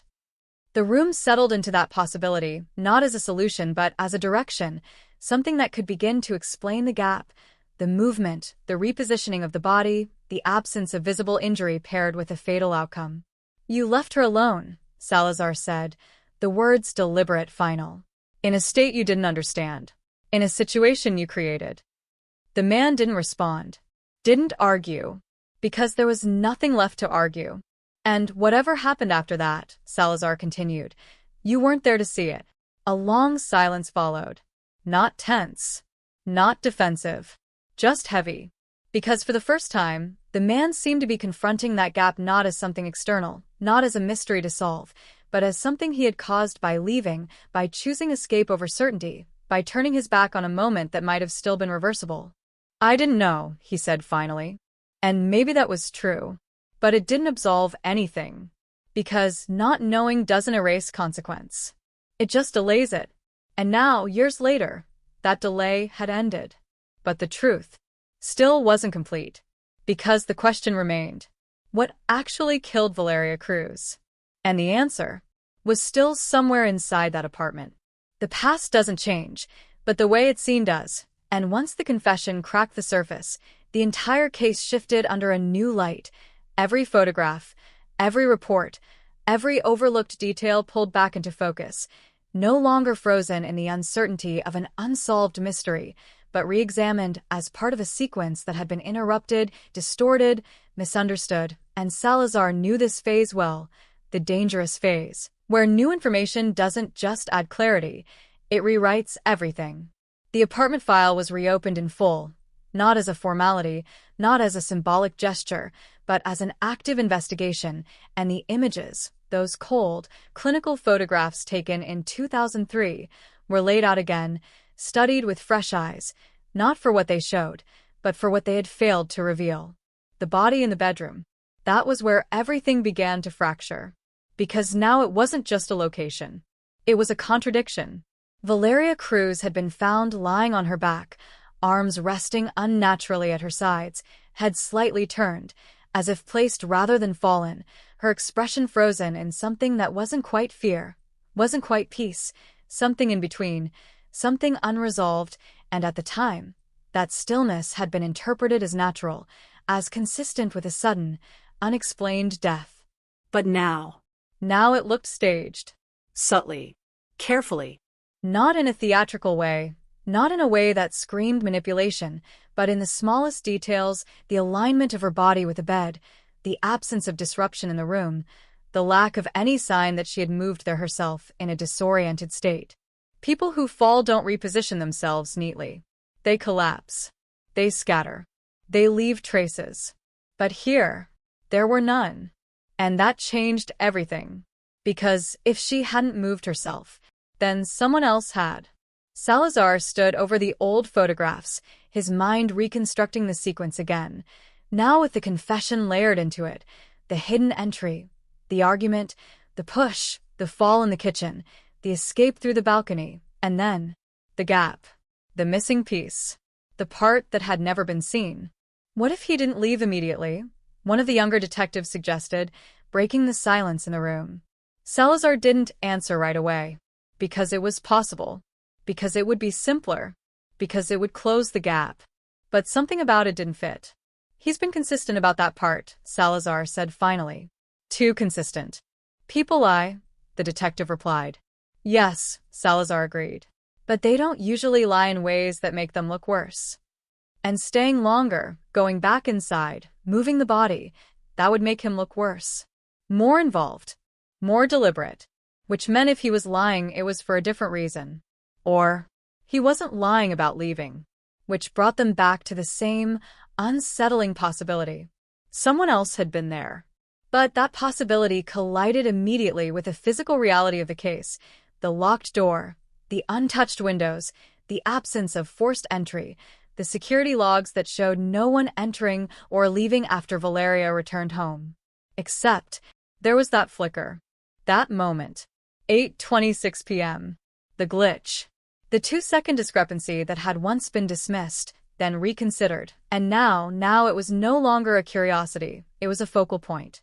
The footage was pulled again, enhanced, slowed, analyzed with technology that hadn't been available back then, every pixel examined, every distortion isolated, and what had once looked like static began to take on form, not clear, not definitive, but suggestive, a shift in light, a break in pattern, something passing through the frame at the exact moment the system lost synchronization. Not before. Not after. Exactly then. Could be interference, someone suggested. Could be, Salazar said. But it wasn't convincing. Not anymore. Because now there was context. Now there was motive. Now there was a reason to look harder. The building itself was revisited next, not just the apartment, but the structure, the design, the hidden spaces that residents forget about, that maintenance workers rely on, that exist in blueprints but not in memory, and that's where they found it, not the ladder that had already been confirmed, but something else, something smaller, something that had never been considered relevant before.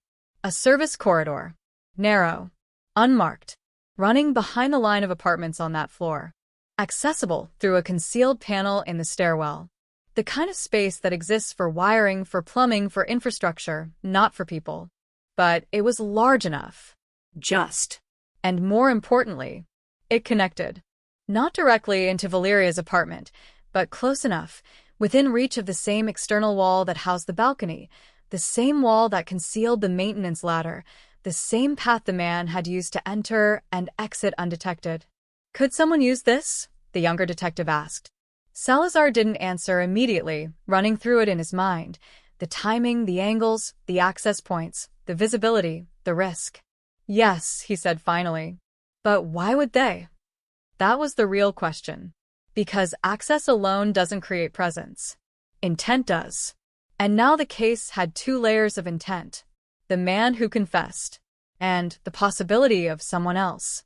Someone who had never been seen, never been recorded, never been considered. Until now.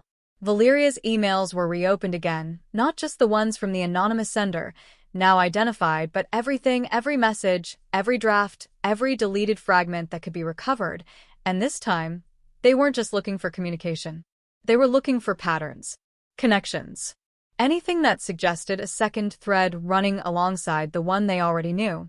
And buried deep in the recovered data, they found something new. A draft email. Never sent. Saved automatically. Incomplete. But enough. I don't think I'm the only one. The sentence stopped there. No recipient.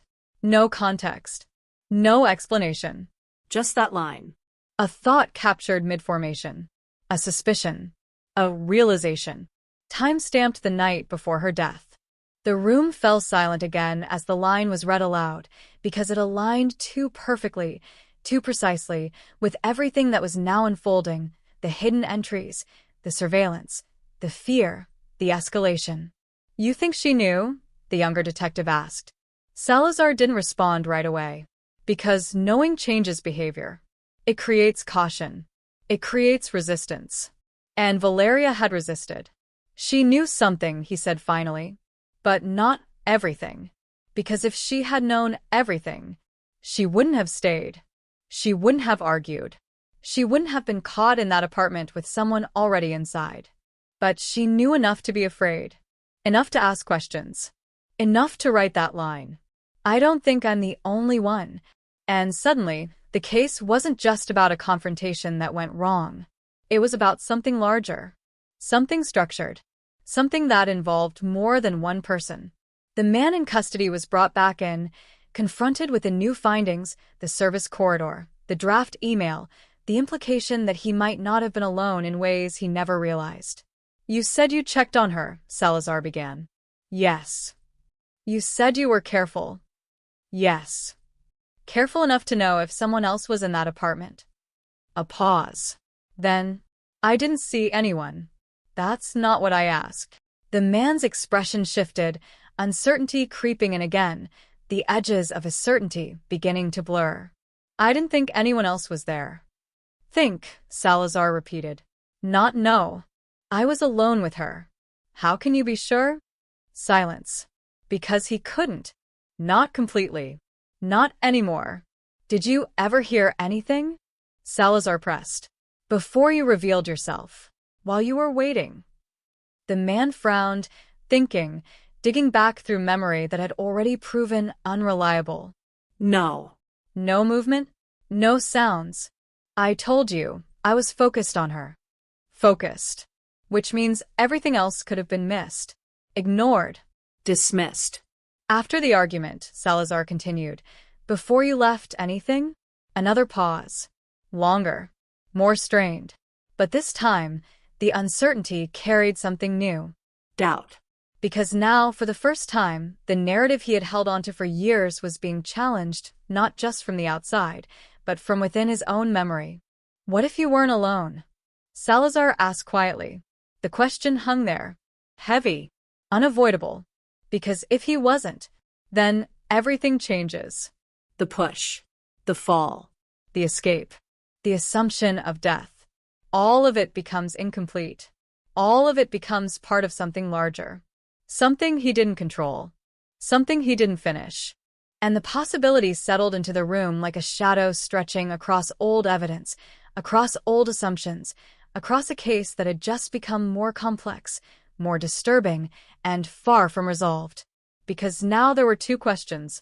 Not just what killed Valeria Cruz, but who was there after he left, and whether that presence had been there all along. The investigation didn't slow down after that. It accelerated, sharper, more urgent, because uncertainty had transformed into direction, and direction brings pressure, not relief, the kind of pressure that forces every loose thread to be pulled, every overlooked detail to be dragged back into the light whether it fits or not, and now there were too many threads to ignore. The service corridor became the center of attention, not just as a theoretical access point, but as a physical reality, measured, tested, walked through step by step, investigators tracing its narrow length with careful precision, mapping distances, timing movement, calculating how long it would take for someone to enter, move, and exit without being seen, and what they found was unsettling in its simplicity. It was possible, not easy, not obvious, but possible. And in cases like this, possible is enough.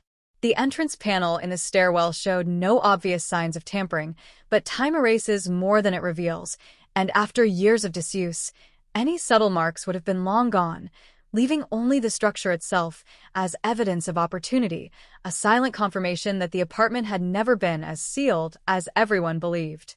But opportunity still needed motive. And motive needed identity. Who would use a hidden corridor to enter an apartment undetected? Who would know it existed? And more importantly, who would care enough to risk it? The focus returned to the documents Valeria had been translating, the hidden work, the off-record contracts, the clients who didn't want official records, because that world, quiet, controlled, deliberately obscured, was exactly the kind of environment where secrets multiply and oversight disappears. And if Valeria had become a risk within that system, then the system itself had a reason to act. The recovered files were incomplete, fragmented, many of them encrypted or partially erased, but even in their damaged state, patterns began to emerge, names repeated, organizations hinted at but never fully stated, transactions that moved through layers of intermediaries, each one designed to create distance, to obscure origin and intent. And while none of it was immediately criminal on the surface, the structure of it, the deliberate lack of transparency, suggested something else. Something careful.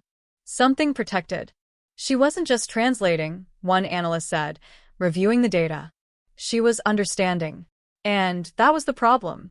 Because translation isn't neutral when the content carries weight. When it reveals connections. When it exposes things that aren't meant to be seen by the person reading them. Valeria had crossed that line. Not by intention at first, but by proximity. And once crossed, it couldn't be undone. The man in custody had been one link in that chain, a facilitator, a handler, someone who moved information without fully owning it, but now it was clear he wasn't the source. And if he wasn't the source, then someone above him had a much stronger reason to ensure silence.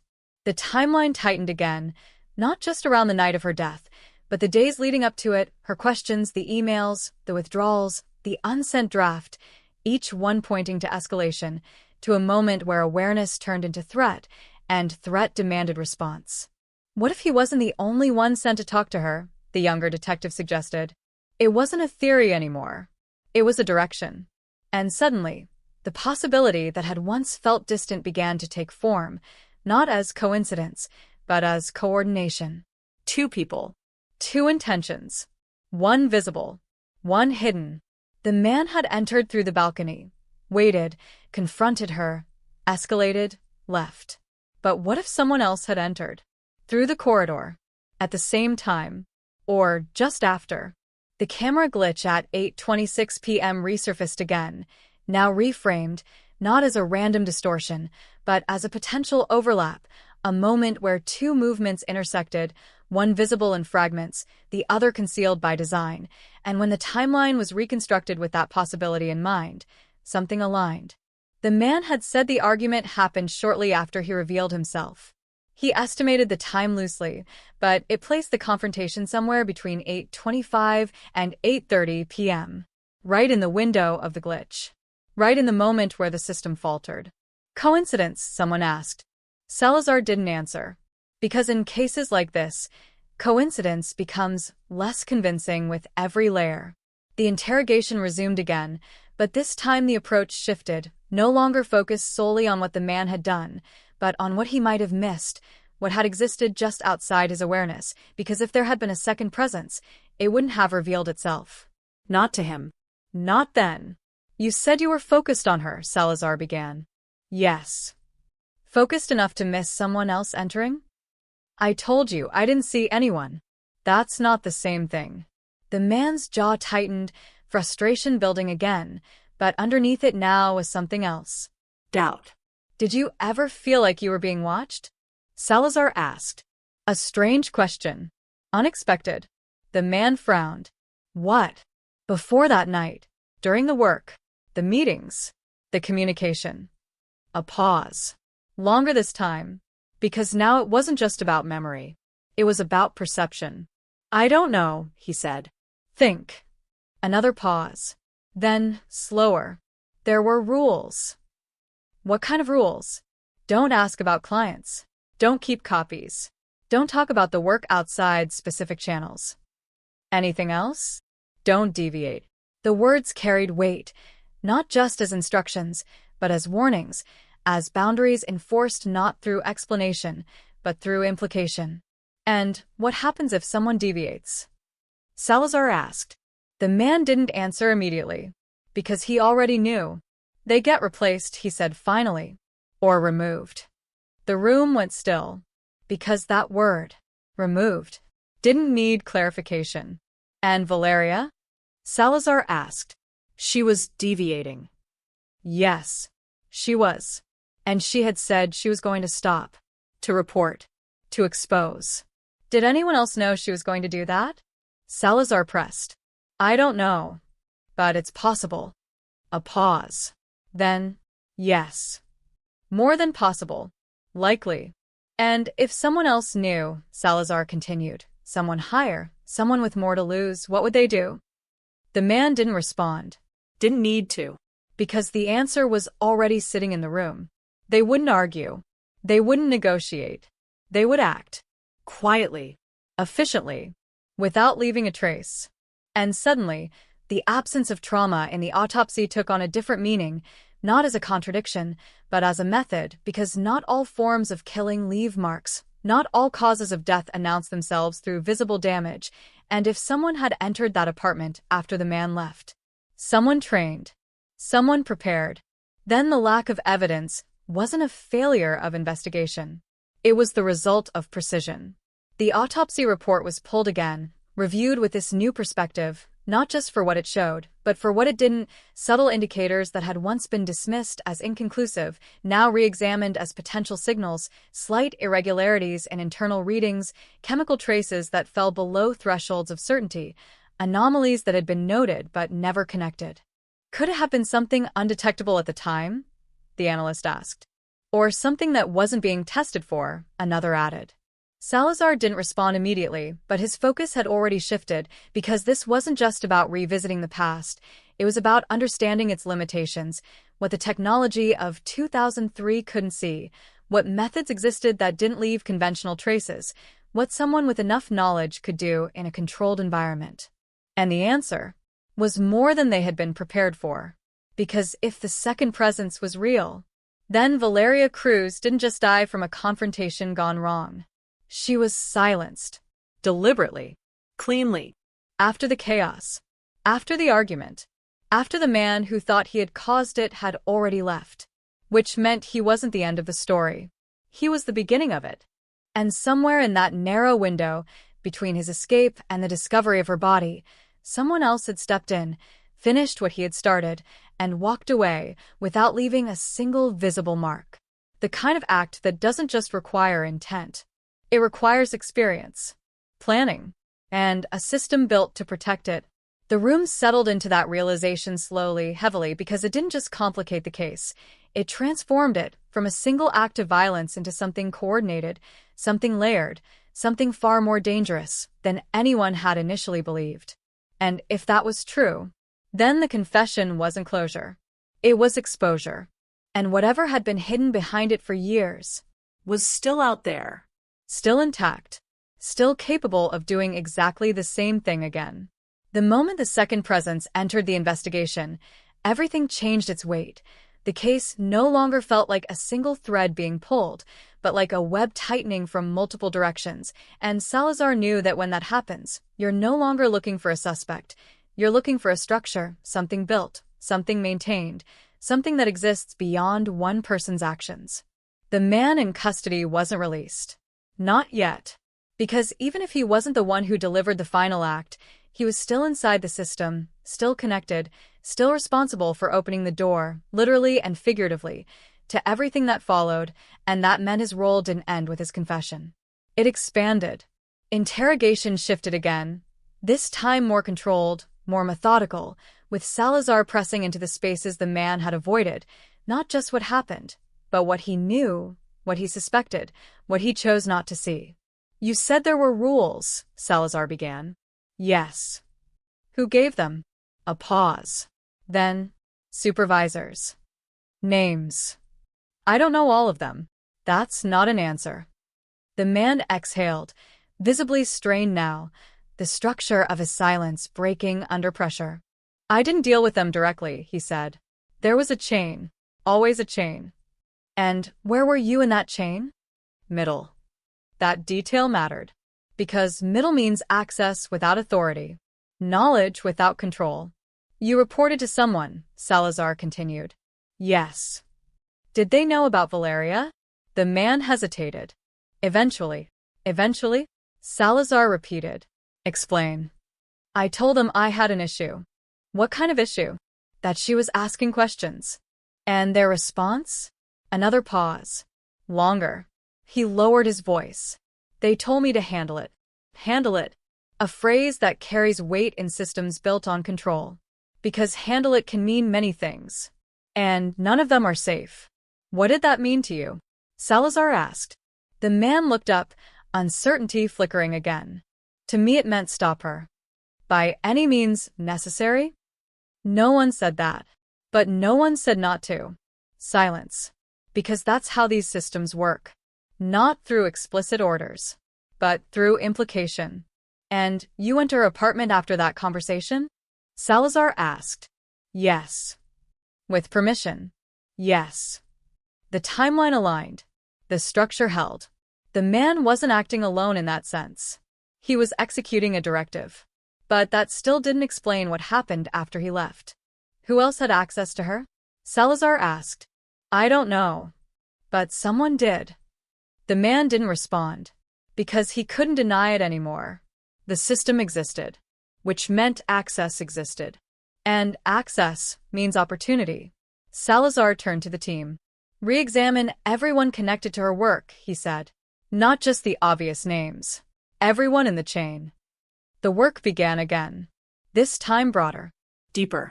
Not just individuals, but patterns, connections, overlaps, anything that could tie people together without making it obvious, because systems like this don't rely on obvious connections. They rely on subtle overlaps, shared access points, indirect contact, and those are much harder to detect.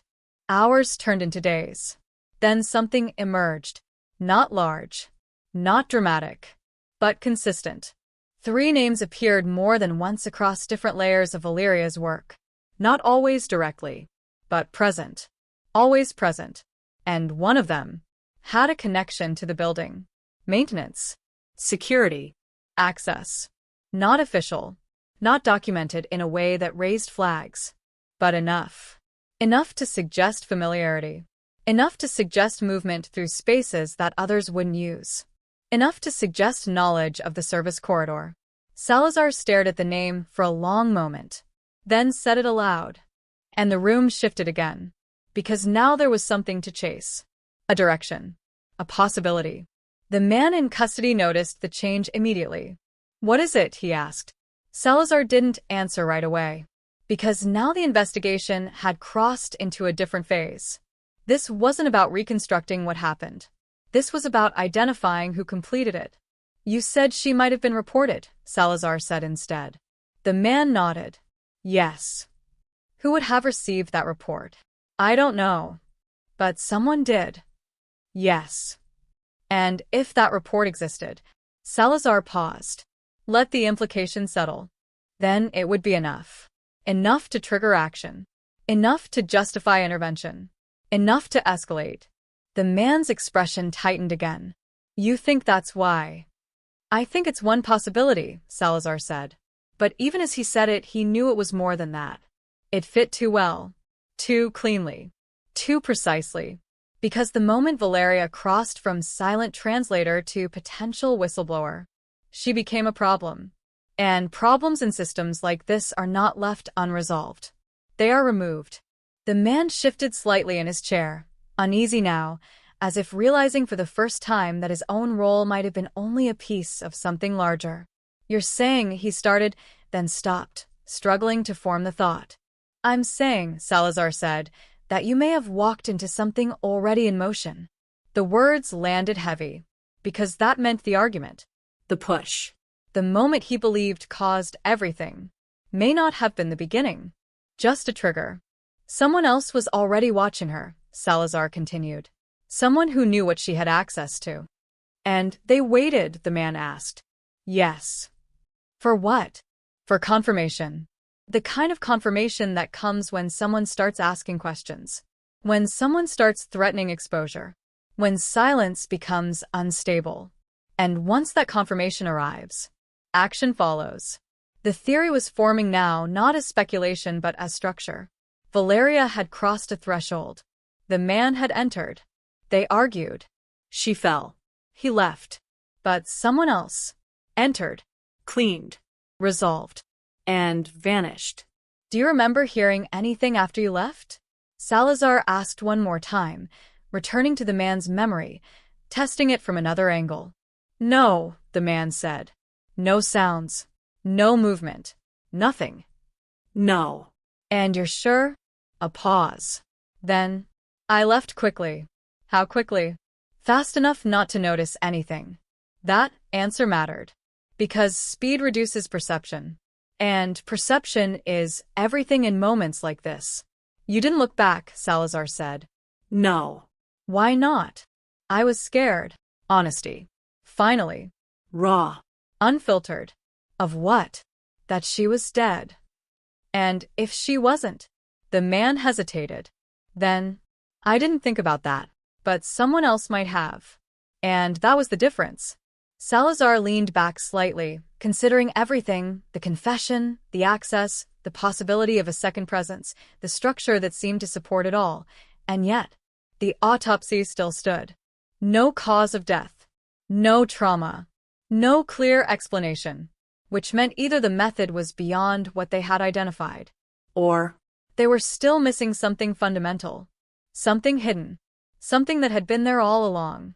And somewhere in that apartment, in that night, in that narrow corridor between two presences, the final answer still hadn't revealed itself. Because, while they now had a beginning and a possible structure, they still didn't have the moment that ended Valeria Cruz's life. And until that moment was found, the case remained open, still unresolved, still dangerous, and waiting. The investigation had reached a point where every answer created another question. Every layer uncovered revealed a deeper one beneath it, and Salazar could feel it now, the case tightening again, but not around a single suspect, not around a single moment, but around a system. A structure that had been operating in the shadows long before anyone realized how far it reached. The name they had found connected to the building, the one with access to maintenance routes, with familiarity to restricted areas, was brought in for questioning quietly, no public announcement, no immediate accusation, just presence, just pressure, and from the moment he stepped into the room, Salazar knew this was different. Because this man didn't carry the same uncertainty as the first. He carried control. You know why you're here, Salazar said, placing the file on the table without opening it. I have an idea, the man replied, calm, measured, no visible fear. And I assume it's about Valeria Cruz. The name landed without hesitation, without surprise, which meant he had been expecting this moment. That's correct, Salazar said. Tell me about her. A slight smile, almost imperceptible. Why? Because your name appears in connection with her work, Salazar replied, repeatedly. That's not unusual. It is when someone ends up dead. A pause, but not a defensive one. More like a calculation. You're assuming I had something to do with that, the man said. I'm asking what you know. Another pause. Then, I know she worked in a space she didn't fully understand. And you're part of that space. Everyone is part of something. The answer was evasive, but not accidental. Deliberate. Controlled. Salazar leaned forward slightly. Access to her apartment, he said. The service corridor. The maintenance ladder. You were aware of those. The man didn't react immediately, but something shifted. Subtle. Measured. I work in the building, he said. Access is part of the job. But not to residential units, Salazar countered. A small shrug. Sometimes. Silence. Not uncomfortable. Not tense. But calculating. Because this wasn't a man who reacted impulsively. This was someone who weighed every word before speaking. Did you know Valeria Cruz personally? Salazar asked. No. A clean answer. Too clean. Did you ever enter her apartment? Salazar continued. No. On the night of her death? The man's gaze held steady. No. No hesitation. No. Salazar studied him carefully. Because this wasn't the same as the first confession. This wasn't fear. This wasn't guilt breaking through. This was something else. Distance. And distance is dangerous. Because it means detachment. Control. And the system, Salazar said, shifting, the one she was working within. Who oversees it? The man didn't answer immediately. But he didn't deny the existence of the system either. Why does that matter? He asked. Because she said she was going to expose it. The man's expression changed just slightly. Not shock. Not panic. But recognition. Did she? He asked. Salazar didn't respond, because the question itself was revealing. If this man knew nothing, he wouldn't ask that. If she had, Salazar said, what would have happened? A pause. Then, she would have created problems. Problems, Salazar repeated. Yes. Serious enough to require action? Depends on what she had. And what would she have had? Another pause. Longer this time. Then, something that couldn't be allowed to circulate. There it was. Not a confession, but close. You knew about her work, Salazar said. I knew the environment. And the risks. Everyone knows the risks. But you also knew her access. A subtle nod. Yes. And you knew she was asking questions. Yes. So you were aware she was becoming a problem. A slight tightening of the jaw. Yes. And what do you do with problems like that? Salazar asked quietly. The man didn't answer immediately, but the silence this time felt different, heavier, because now the question wasn't abstract. It was personal. It depends, he said finally. On what? On the level of risk. And Valeria? Hi. Salazar let that sit, because that aligned with everything. The escalation, the emails, the fear, the confession. Did you go to her apartment that night? Salazar asked. No. Are you sure? Yes. Even though she was a high-level risk? A pause. Someone else handled that. The words came out carefully, deliberately, but they changed everything. Because this was the first time someone had acknowledged that more than one person was involved. Handled it how? Salazar asked. The man hesitated. Just slightly. Through appropriate measures. Meaning? Containment. The word hit like a blade. Containment. Not accident. Not escalation. Control. You're saying someone was sent to her apartment, Salazar said, keeping his voice steady. To contain the situation. Yes. And what does containment look like in this context? The man didn't answer immediately, because now he was being forced to define something he preferred to keep vague. It depends on the situation, he said. Answer the question. Another pause. Then, silence. Salazar's eyes sharpened slightly. Silence, he repeated. Yes. Permanent silence? The man didn't deny it. He didn't confirm it either. But the implication was there. Clear. Unavoidable. And suddenly, the pieces aligned in a way that was more disturbing than any single confession. Valeria wasn't just in the wrong place at the wrong time. She had been identified, marked, and responded to.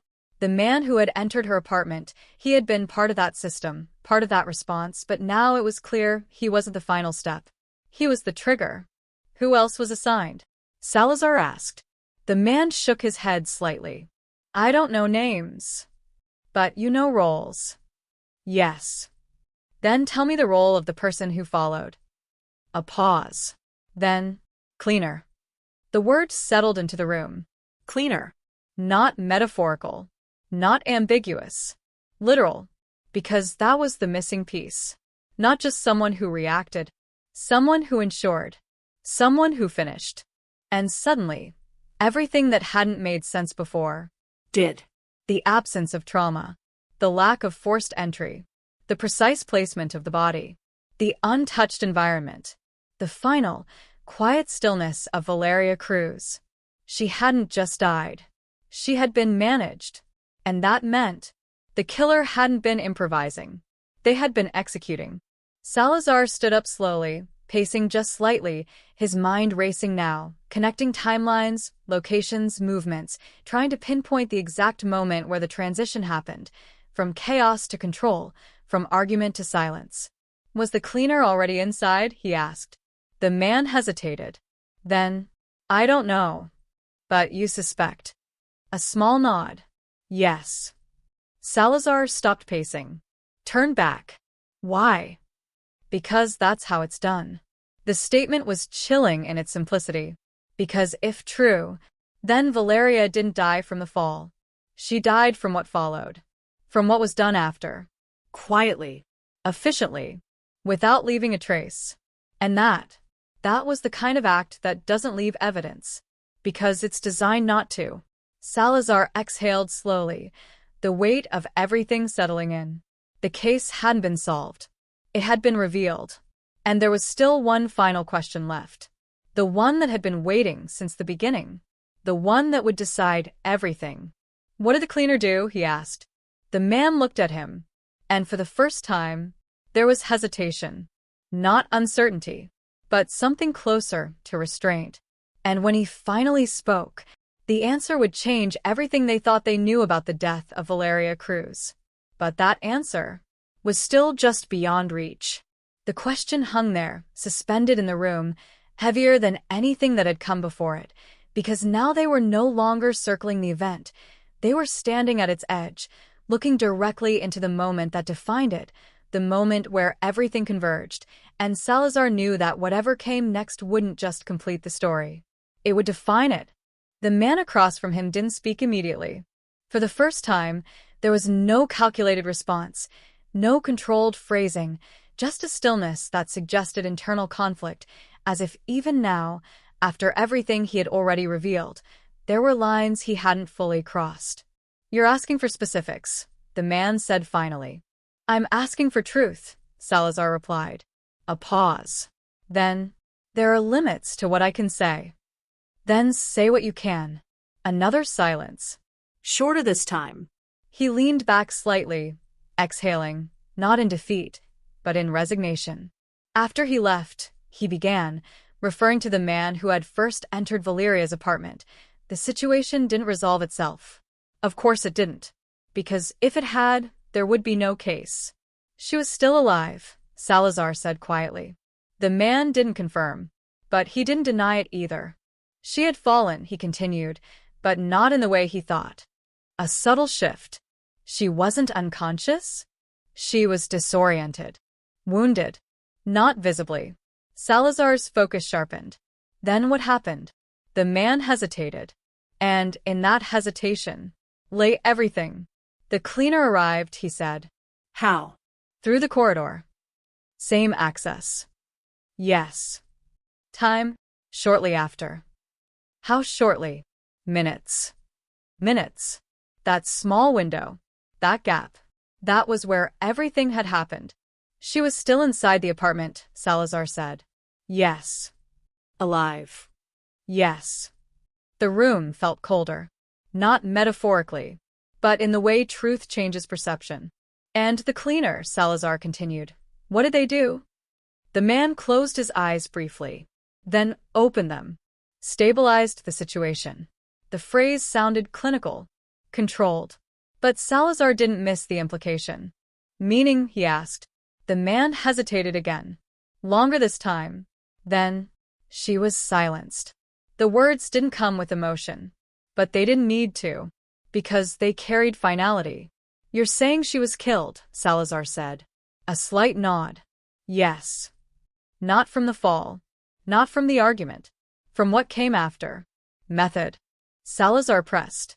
The man looked at him, and for a moment, it felt like he was weighing how much to reveal, how much truth he was allowed to expose without consequences. "I can't specify," he said. "But you know." "Yes." And it left no visible marks. Another pause. "Yes." That explained it. Not fully, but enough. Because now the absence of trauma wasn't a mystery. It was evidence of control, of precision, of something done carefully, intentionally, and in a way designed to avoid detection. Salazar stepped back slightly, processing it all, letting the implications settle, because this changed the case completely. Valeria Cruz hadn't died from a single moment. She had died from a sequence. From overlapping actions. From a system responding to a perceived threat. First the man. Then the cleaner. Two presences. Two intentions. One chaotic. One controlled. And somewhere between them, her life ended. Who ordered it? Salazar asked. The man didn't answer immediately. But this time, the silence wasn't empty. It was full. Full of implication. Full of awareness. "Orders come from above," he said finally. "Above who?" Above my level. That's not helpful. It's the truth. Salazar stared at him, trying to push further, but the structure was clear now, and breaking it required more than just interrogation. It required dismantling an entire system. And systems like that don't collapse easily. They protect themselves. Always. So this wasn't personal, Salazar said. The man shook his head. No. This was procedural. Yes. And Valeria? She was a liability. The word hung in the air. Cold. Clinical. Reduced. Because that's how systems like this operate. They don't see people. They see risks. And risks are removed. Silently. Efficiently. Without trace. Salazar felt something shift inside him. Not anger, not frustration, but something deeper, something heavier. Because this case wasn't just about what happened. It was about how easily it could happen. About how many layers of control existed beneath the surface of everyday life. And the apartment, Salazar said, his voice quieter now, was always going to be the location. A slight nod. Yes. Why? Control. The answer was immediate, because the apartment wasn't just a place. It was a controlled environment. Access. Isolation. Predictability. A space where actions could be managed, contained, executed, without interference. She was watched, the man added quietly. Salazar looked at him. By who? I don't know. But someone. Yes. That detail lingered, because it suggested something even more unsettling. Surveillance. Not random. Not incidental. Targeted. Deliberate. And that meant she was never safe. Not really. Not from the moment she started asking questions. Salazar stepped away from the table again, running everything through his mind one final time. The confession. The system. The cleaner. The absence of visible cause of death. It all fit. Too well. And yet, something still lingered. Something unresolved.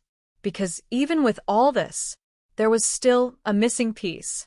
The exact mechanism. The exact moment. The exact cause. And without that, the case wasn't just solved. It was incomplete. Is there anything else? Salazar asked finally. The man looked at him. Long. Measured.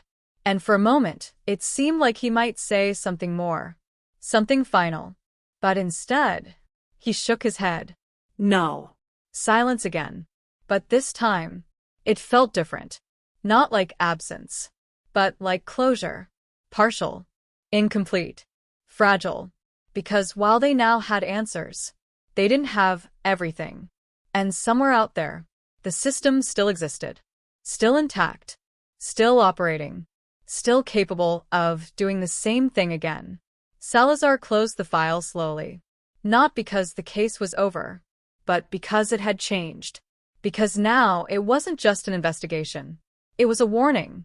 And in Lima, warnings like that don't always come with justice. Sometimes, they come with silence.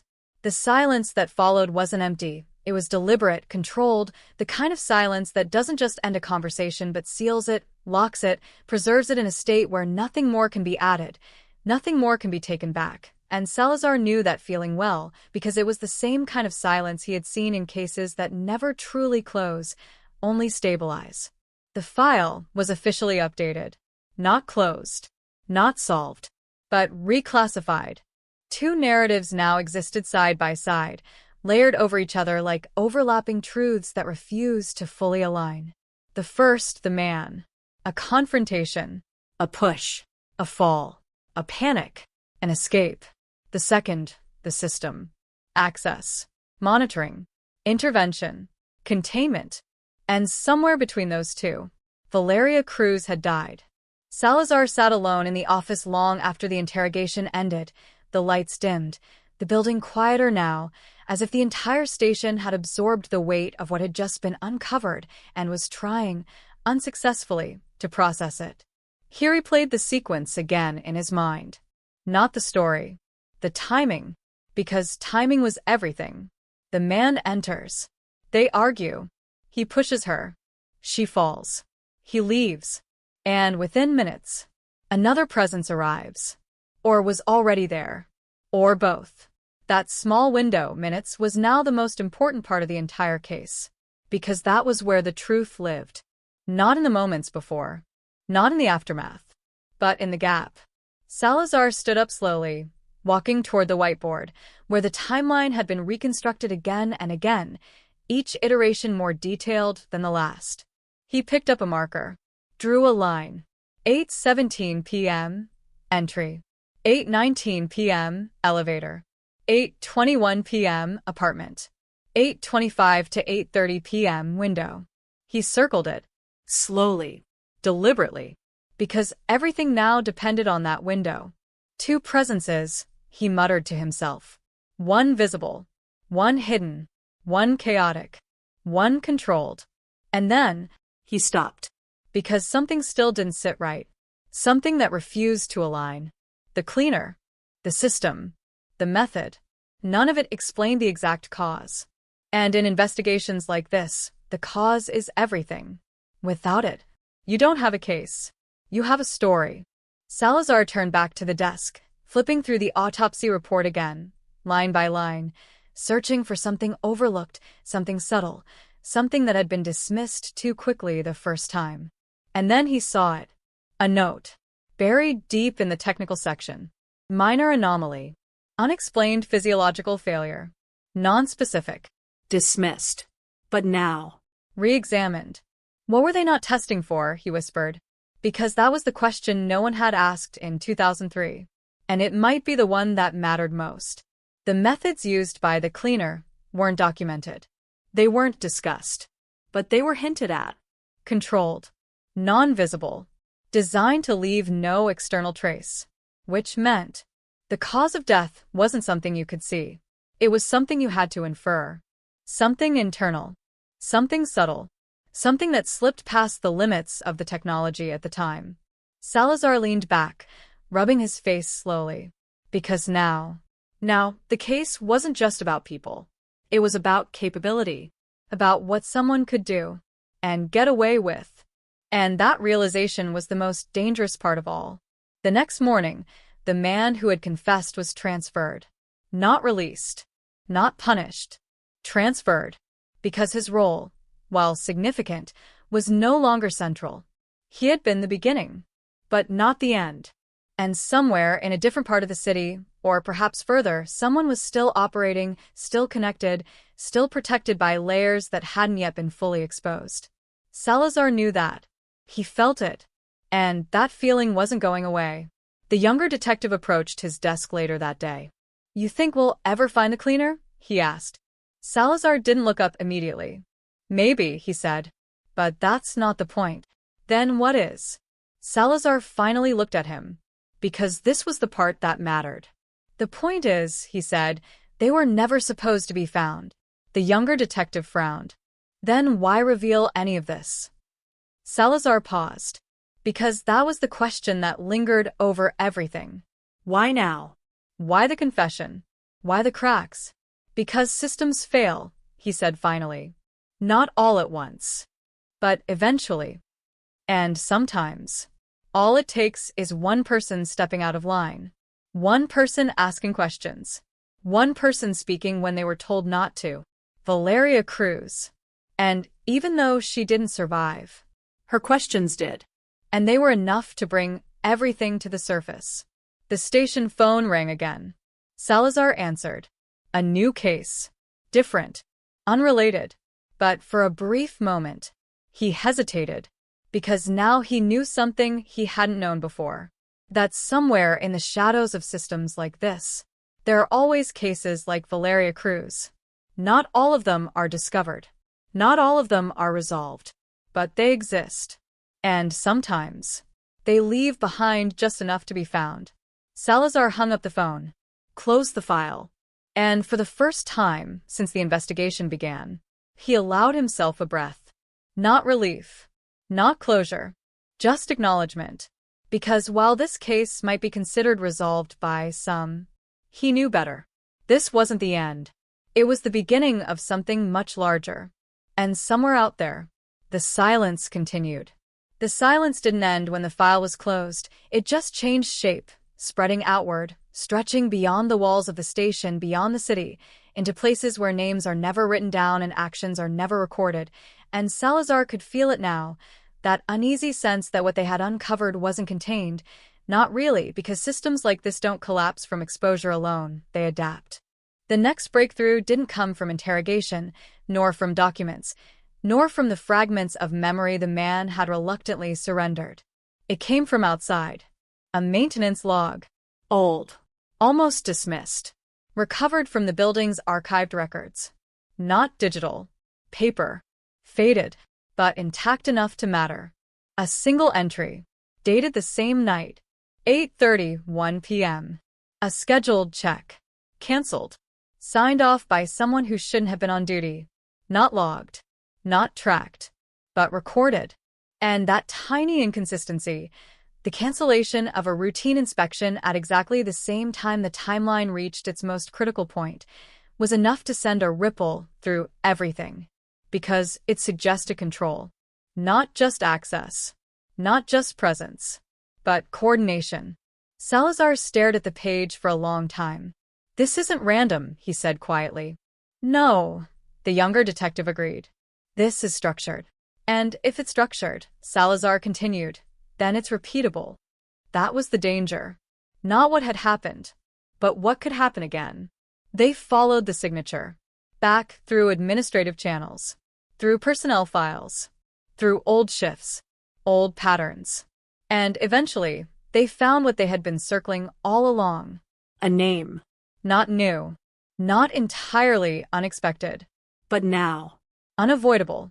Connected to multiple entries. Present in the building. Present in the timeline. Present at the exact moment everything aligned. But not officially present. Not recorded. Not visible. And that was the point. "Do we bring them in?" the younger detective asked. Salazar didn't answer immediately. Because bringing someone in doesn't always mean you get answers. Sometimes it just confirms how far things go. And sometimes it alerts the system. "Not yet," he said finally. "Why not?" "Because if we move too fast," Salazar said, "we lose what little control we have." The younger detective frowned. "They already have control." "Yes." "So how do we win?" Salazar looked at him, and for the first time, he didn't give a simple answer. "We don't win," he said quietly. "We expose." And exposure is its own kind of victory. That night, Salazar returned to the apartment building. Not as part of a formal investigation, but alone. Quiet. Intentional. The building hadn't changed much. Time had aged it, but not transformed it. It still stood. Still held its secrets. Still contained the corridor. The access points. The places where something unseen could move without leaving evidence. He stood in the stairwell, looked at the panel, the hidden entrance, and, for a moment, he imagined it, the sequence, the movement, the silence, the transition from chaos to control, from noise to absence, from life to something else. And then, he realized something. Something small, but critical. The cleaner didn't just act. They waited. They arrived at the exact moment they were needed, which meant they weren't reacting. They were scheduled. And that meant this wasn't just about Valeria Cruz. This was about a method, a pattern, a process, one that could be repeated. And that was far more dangerous than any single crime. Salazar stepped back slowly, closing the panel. The case was no longer just about finding a killer. It was about understanding how the system functioned. And more importantly, how it failed. Because systems like this only fall when something inside them breaks. Not from the outside, but from within. And somewhere, something had already started to crack. The next morning, new evidence arrived. Anonymous. Unrequested. Delivered directly to the station. No explanation. No sender. Just a folder. Inside, a second version of events. More detailed. More precise. Names. Times. Movements. And one final line. A warning. They will adapt. Salazar read it once. then again. And finally, he closed the folder. Because he understood. This wasn't the end of anything. It was the beginning of awareness. And once you see the system, you can't unsee it.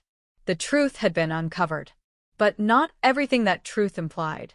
And somewhere out there, the silence remained intact. Not broken. Not defeated. Just waiting. The final truth didn't arrive with sirens or headlines. It came quietly, the way these things always do when they're meant to stay buried, delivered not through force but through inevitability, as if the system itself had decided the story had reached its limit and could no longer sustain the illusion of silence. Salazar stood in the same apartment again. Same walls. Same floor. Same air. But now it felt different. He wasn't searching for what happened anymore. He was confirming it. The pieces had been assembled, slowly, painfully, layer by layer, and what emerged wasn't a single act of violence, but a sequence of decisions, each one deliberate, each one necessary from the perspective of the system that carried it out. Valeria Cruz hadn't just been killed. She had been evaluated, monitored, contained, and finally, removed. Not by chaos, but by design. The man's confession had been only the first layer. The second presence, the cleaner, had been the execution. But the truth, the one that mattered most, wasn't in the act itself. It was in the structure that allowed it to happen without consequence. Salazar placed the final report on the table, the one that tied everything together, the maintenance logs, the corridor access, the personnel overlaps, the anomalies in the timeline, and for the first time, the case had a complete shape. Not perfect, but complete. The younger detective stood nearby, reading over the documents in silence. "So that's it?" he asked quietly. Salazar didn't answer right away. Because the answer wasn't simple. And it wasn't satisfying. "Yes," he said finally. "And no." The younger detective frowned. "What do you mean?" Salazar looked at the apartment one last time. Because this place wasn't just a location. It was a symbol. "Whoever did this," he said, "didn't act alone. I know. They operated within a system." "Yes. And that system is still out there." A pause. "Yes," the younger detective admitted. Salazar turned back. "Then the case isn't really solved." The younger detective hesitated. "Not completely." Salazar nodded. Because that was the reality. They had identified the act, reconstructed the sequence, confirmed the presence of multiple actors, even understood the method. But understanding a system and dismantling it were two different things. "You think they'll try again?" the younger detective asked. Salazar didn't hesitate. "Yes." The answer was simple, not because it was certain, but because systems like this don't stop on their own. They continue until they're forced to stop. And that only happens when the structure itself is exposed beyond repair. "They'll adapt," Salazar said, remembering the anonymous warning. "And when they do, they'll become harder to see. Harder to catch." "Yes." The younger detective looked down at the report. "But not impossible." Salazar allowed a faint, tired nod. "No," he said. "Not impossible." Outside, the city moved as it always had. Unaware, unchanged, unconcerned, but somewhere within it, hidden in systems, in processes, in quiet corners where access meets intention, the same mechanism still existed, still functioned, still waited. And for a brief moment, Salazar allowed himself to imagine Valeria Cruz, not as a case, not as a file, but as a person, someone who asked questions, someone who noticed patterns. Someone who stepped too close to something that wasn't meant to be seen. And for that, she paid the highest price. Salazar closed the file, not because the story was over, but because it had been understood. And sometimes, understanding is the only justice you get. The room fell quiet again. But this time, the silence didn't feel empty. It felt heavy, final. And somewhere, deep within that silence, the system continued, waiting for the next question, the next pattern, the next person who would notice too much. And this time, Salazar knew exactly what that meant. The case wasn't just closed. It was passed on to whoever was ready to hear it next. And the truth would always be waiting.